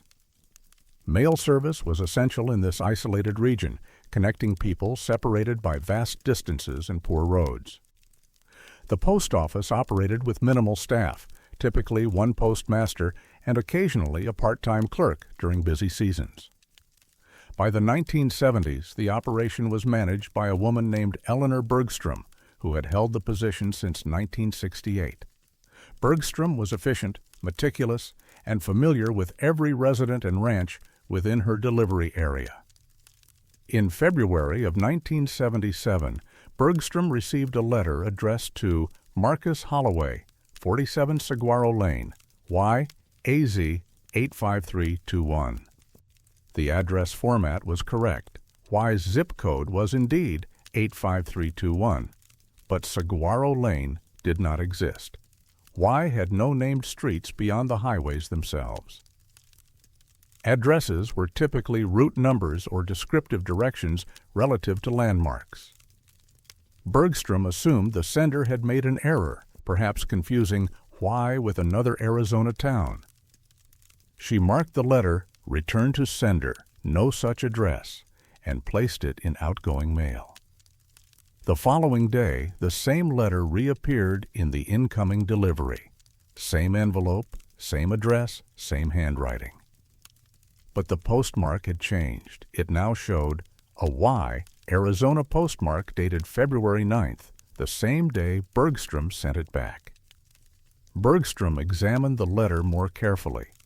The envelope showed no signs of having been opened or tampered with. The postmark was authentic, applied with the standard cancellation stamp used in her own office. But she had not processed any outgoing mail with that return address, and she had not repostmarked this envelope. She set the letter aside and continued her work. Over the next week, 3 more letters arrived addressed to non-existent residents at impossible addresses. Sandra Kowalski, 12 Desert View Circle. Robert Matsuda, 89 Ironwood Court. Patricia Orozco, 34 Mesquite Drive. None of these street names existed in Y. None of the names matched any resident Bergstrom knew. Each time she attempted to return the letters, they reappeared in the next day's delivery, repostmarked from Y. By March, Bergstrom had accumulated 11 such letters. She contacted the Regional Postal Inspector's office in Phoenix, explaining the situation.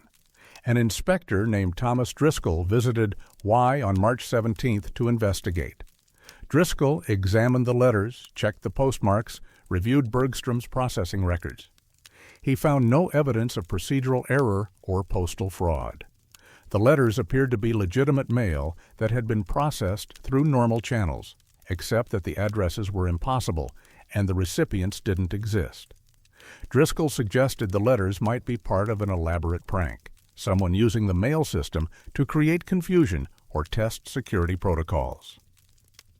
He instructed Bergstrom to hold any future anomalous letters rather than attempting to return them and to document each instance carefully. The letters continued. By the end of April, Bergstrom had collected 23 pieces of mail addressed to fictional residents of Y. She opened several, hoping the contents might provide clues about the sender or purpose. The letters were mundane.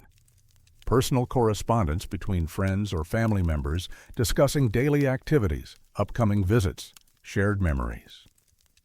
One letter, dated March 24th and addressed to Robert Matsuda, read, "Bob, thanks for your note about the irrigation repairs. I'll stop by next week when I'm in Y to help you finish the work on the east field. Let me know if you need me to bring anything specific. The weather's been cooperative so far this season. Hope it holds. Best, Jim." The tone was casual, familiar, written as if the sender and recipient had an established relationship and ongoing conversation. But Robert Matsuda didn't exist. There was no east field in Y that matched the description. And no one in the area had reported requesting help with irrigation repairs. Another letter addressed to Patricia Orozco and postmarked April 2nd discussed plans for a community event. "Pat, looking forward to the potluck on Saturday. I'm bringing the dessert we talked about. Let me know if the time changed. I heard the Johnsons might not make it, but everyone else confirmed. See you then. Linda." Bergstrom checked her records.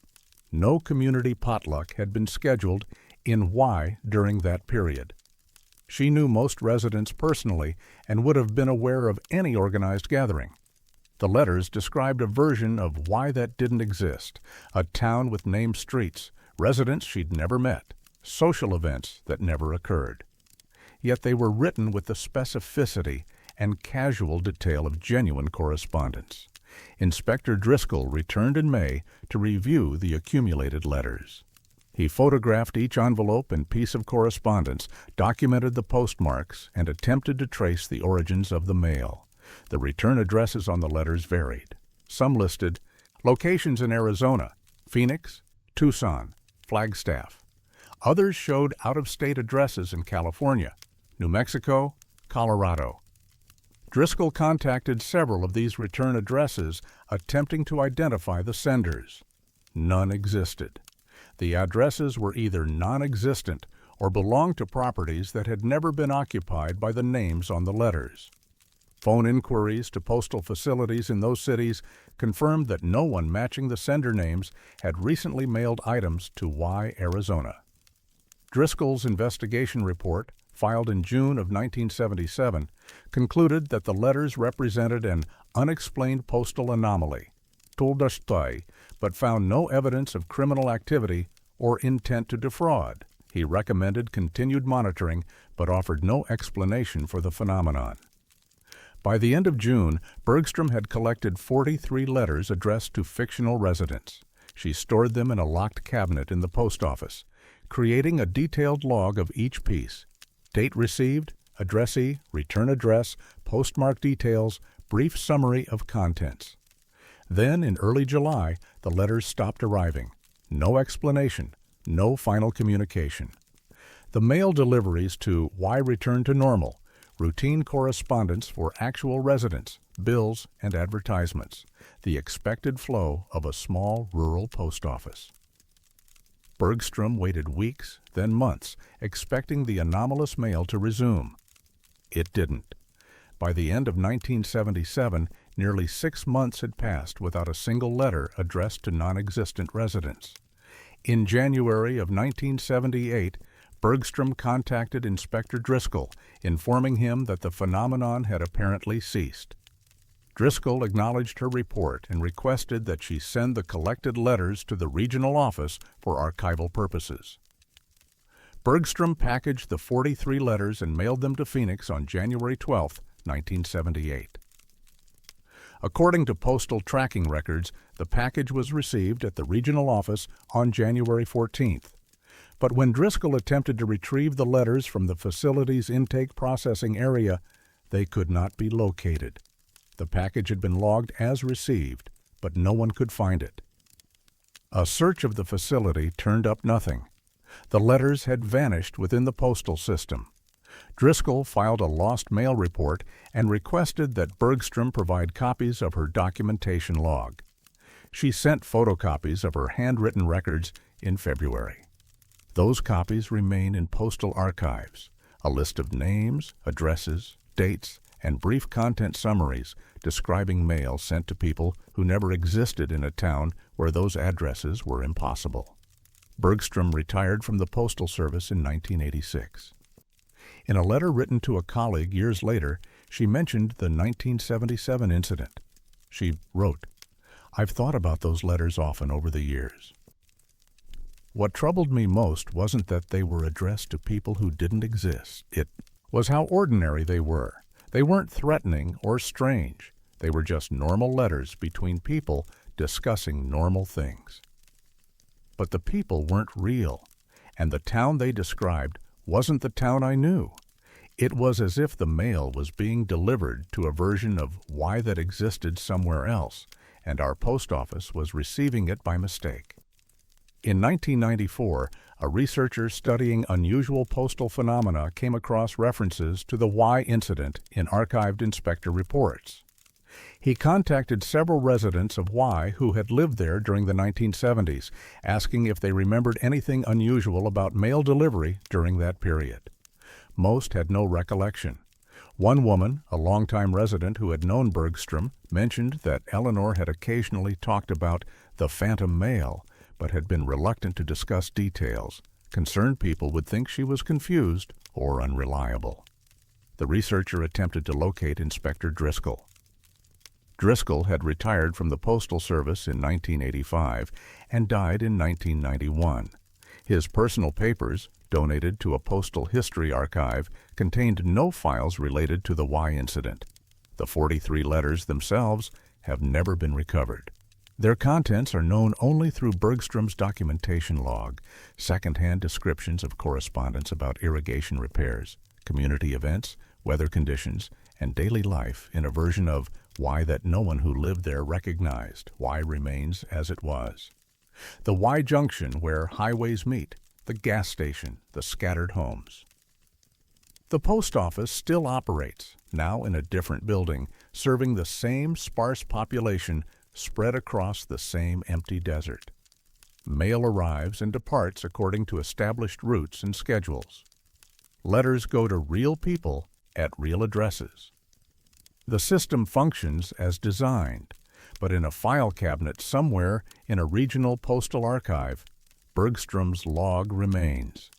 43 entries describing mail that arrived for residents who never existed, from senders who couldn't be found, postmarked from a town that processed mail it never sent. And among those entries, one detail stands out. Bergstrom noted that several of the letters referenced future events, mentions of upcoming visits, scheduled repairs, planned gatherings, all dated after the letters were supposedly written. She checked. None of those events occurred in Y during the time frames mentioned, but the letters described them with the casual certainty of arrangements already made, conversations already had, a shared history between people who were never there. The mail came from nowhere, addressed to no one, describing a town that wasn't quite the one it claimed to be. And when Bergstrom tried to send it back, it returned to her, postmarked from the very place it should never have come from in the first place. The letters knew where they belonged, even if no one else did.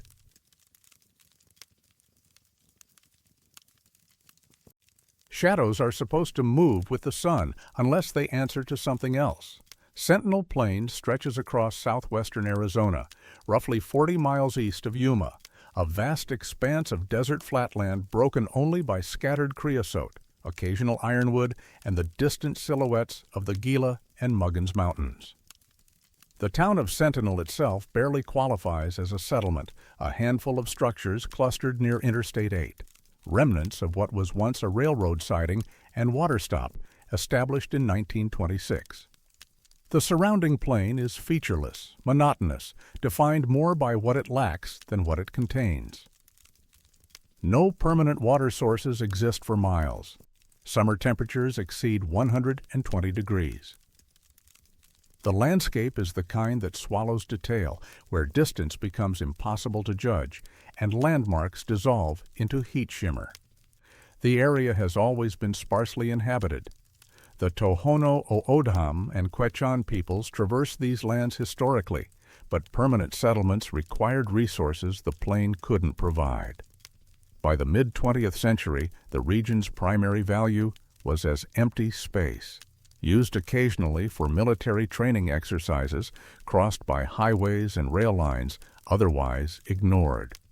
The U.S. Geological Survey included Sentinel Plain in routine aerial mapping projects, part of broader efforts to document topography, geology, and land use across the American Southwest.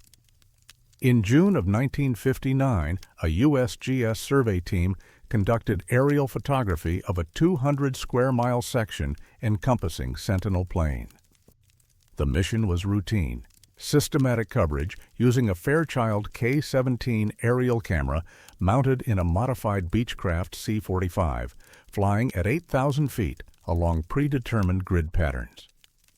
The pilot was Captain Leonard Ashford, a civilian contractor with extensive mapping experience.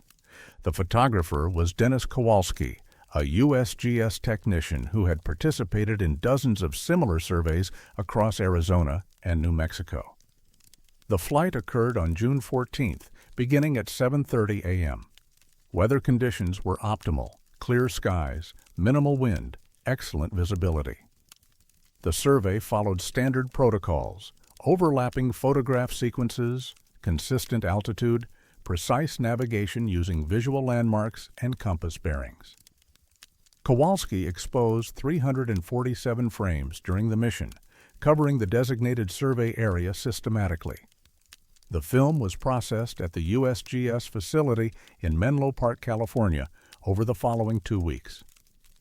Initial quality control checks confirmed that the photographs met technical standards, proper exposure, sharp focus, adequate overlap for stereoscopic analysis. On June 30th, a photogrammetrist named Margaret Lindholm was reviewing the developed images, cataloging them for archival storage, and preparing reference prints for geological analysis. While examining frames 217 through 227, a sequence covering the eastern section of Sentinel Plain, she noticed an anomaly. Visible in each photograph was a large geometric pattern on the desert floor. The pattern consisted of interconnected lines forming what appeared to be a complex angular design, roughly triangular in overall shape, but composed of multiple smaller geometric elements. The pattern stretched approximately 1.9 miles at its longest axis. Lindholm's initial assumption was that the pattern represented archaeological features, perhaps ancient irrigation systems, habitation sites, or ceremonial structures revealed by differential vegetation growth or soil discoloration. Such features were occasionally detected through aerial photography, particularly when lighting conditions emphasized subtle surface variations, but closer examination revealed inconsistencies. The pattern didn't correspond to surface features. It appeared to be a shadow, areas of darkness contrasting with the lighter desert floor, but the shadow didn't align with any visible topography, vegetation, or structures that might cast it. Lindholm brought the images to her supervisor, Dr. Harold Yamamoto, who led the USGS Photogrammetry Division. Yamamoto reviewed the sequence carefully. He noted that the pattern appeared in 11 consecutive frames taken over a span of approximately 3 hours as the aircraft progressed along its survey route. The sun angle had changed significantly during that period, moving from early morning to near midday position, yet the shadow pattern remained identical in shape and orientation across all 11 photographs. Shadows cast by physical objects change with solar position. A feature that casts a long shadow at 7:30 a.m. will cast a much shorter shadow in a different direction by 10:30 a.m.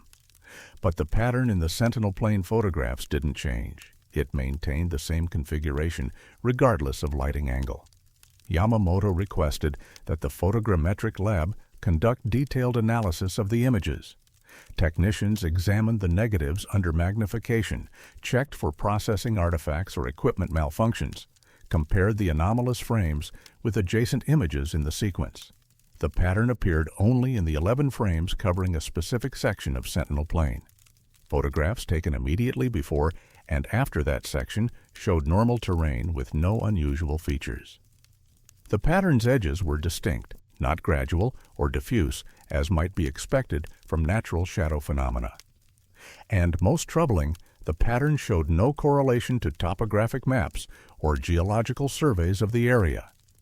The USGS had extensive records of Sentinel plane's surface characteristics. Nothing in those records matched or explained the shadow configuration.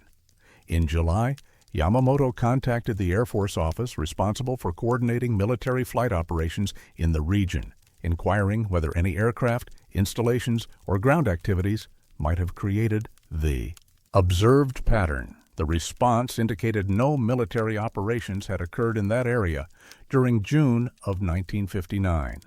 Yamamoto also consulted with archaeologists at the University of Arizona, providing them with copies of the photographs and asking if the pattern might represent previously undocumented cultural features. Dr. Rita Gupta, who specialized in southwestern archaeology, examined the images and concluded that the pattern didn't match known indigenous site types. The geometry was too regular, too precise, and the scale was far larger than typical archaeological features in the region. In August, Yamamoto authorized a ground survey of the location. A team consisting of 3 USGS geologists, Dr. Vincent Patel, Susan Delgado, and Martin Vasquez, drove to Sentinel and hiked into the plane, using coordinates derived from the aerial photographs to locate the area where the shadow pattern had appeared. They found nothing. The desert surface was uniform, scattered creosote bushes, decomposed granite soil, no topographic variation, no structures, no vegetation patterns, no indications that anything unusual existed at that location. They photographed the area extensively, took soil samples, documented surface conditions. Everything appeared entirely typical of Sentinel plane terrain. Delgado noted in her field report that the area felt ordinary. No unusual atmospheric conditions, no strange sounds or sights, nothing that might explain why aerial photographs had captured a massive shadow pattern where none should exist. The team returned to their vehicle after 6 hours of ground survey. They had covered the entire area corresponding to the aerial pattern and found nothing that could cast a shadow, reflect light differently, or create visual contrast visible from 8,000 feet. In September, Yamamoto compiled a technical report summarizing the findings. He noted that the shadow pattern appeared in multiple consecutive aerial photographs, showed no correlation to surface features, maintained impossible consistency across changing solar angles, and could not be detected during ground inspection. His conclusion was carefully worded. The observed phenomenon remains unexplained and warrants documentation as an aerial survey anomaly. Recommend follow-up photography during future survey missions to determine if the pattern recurs. The recommendation was approved. In March of 1960, another aerial survey of Sentinel plane was conducted, following the same flight path, same altitude, same camera equipment. Weather conditions were comparable to the June 1959 mission. The shadow pattern did not appear. The photographs showed standard desert terrain, indistinguishable from countless other aerial images of southwestern Arizona. No geometric configuration, no unexplained shadows, no anomalies. A third survey in October of 1961 produced identical results, normal imagery with no unusual features. Yamamoto's report and the original anomalous photographs were filed with USGS archives in 1962. The documentation was accessible but attracted minimal attention. Aerial survey work generated vast quantities of imagery, and occasional anomalies, processing errors, equipment malfunctions, unusual lighting effects were not uncommon. Without recurrence or additional evidence, the sentinel plane pattern was noted and set aside. In 1973, a graduate student in geography from Arizona State University, researching historical land use patterns in southwestern Arizona, came across references to the 1959 survey while reviewing USGS archives. The student, whose name was recorded only as R. Tanaka in archive logs, requested copies of the original photographs. Tanaka's subsequent thesis, completed in 1974, included a brief mention of the shadow pattern as an example of unexplained features occasionally detected in aerial surveys. The thesis attracted no particular notice and was filed with university archives.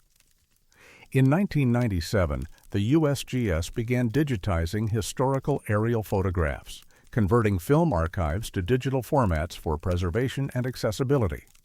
During this process, the 1959 Sentinel plane images were scanned at high resolution. Digital analysis revealed additional details not evident in original prints. The shadow pattern's edges showed mathematical precision, straight lines connecting at exact angles, curves following geometric arcs.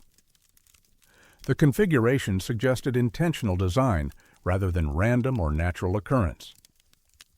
A photographic analyst reviewing the digital scans noted that the shadow's consistency across multiple frames defied optical principles.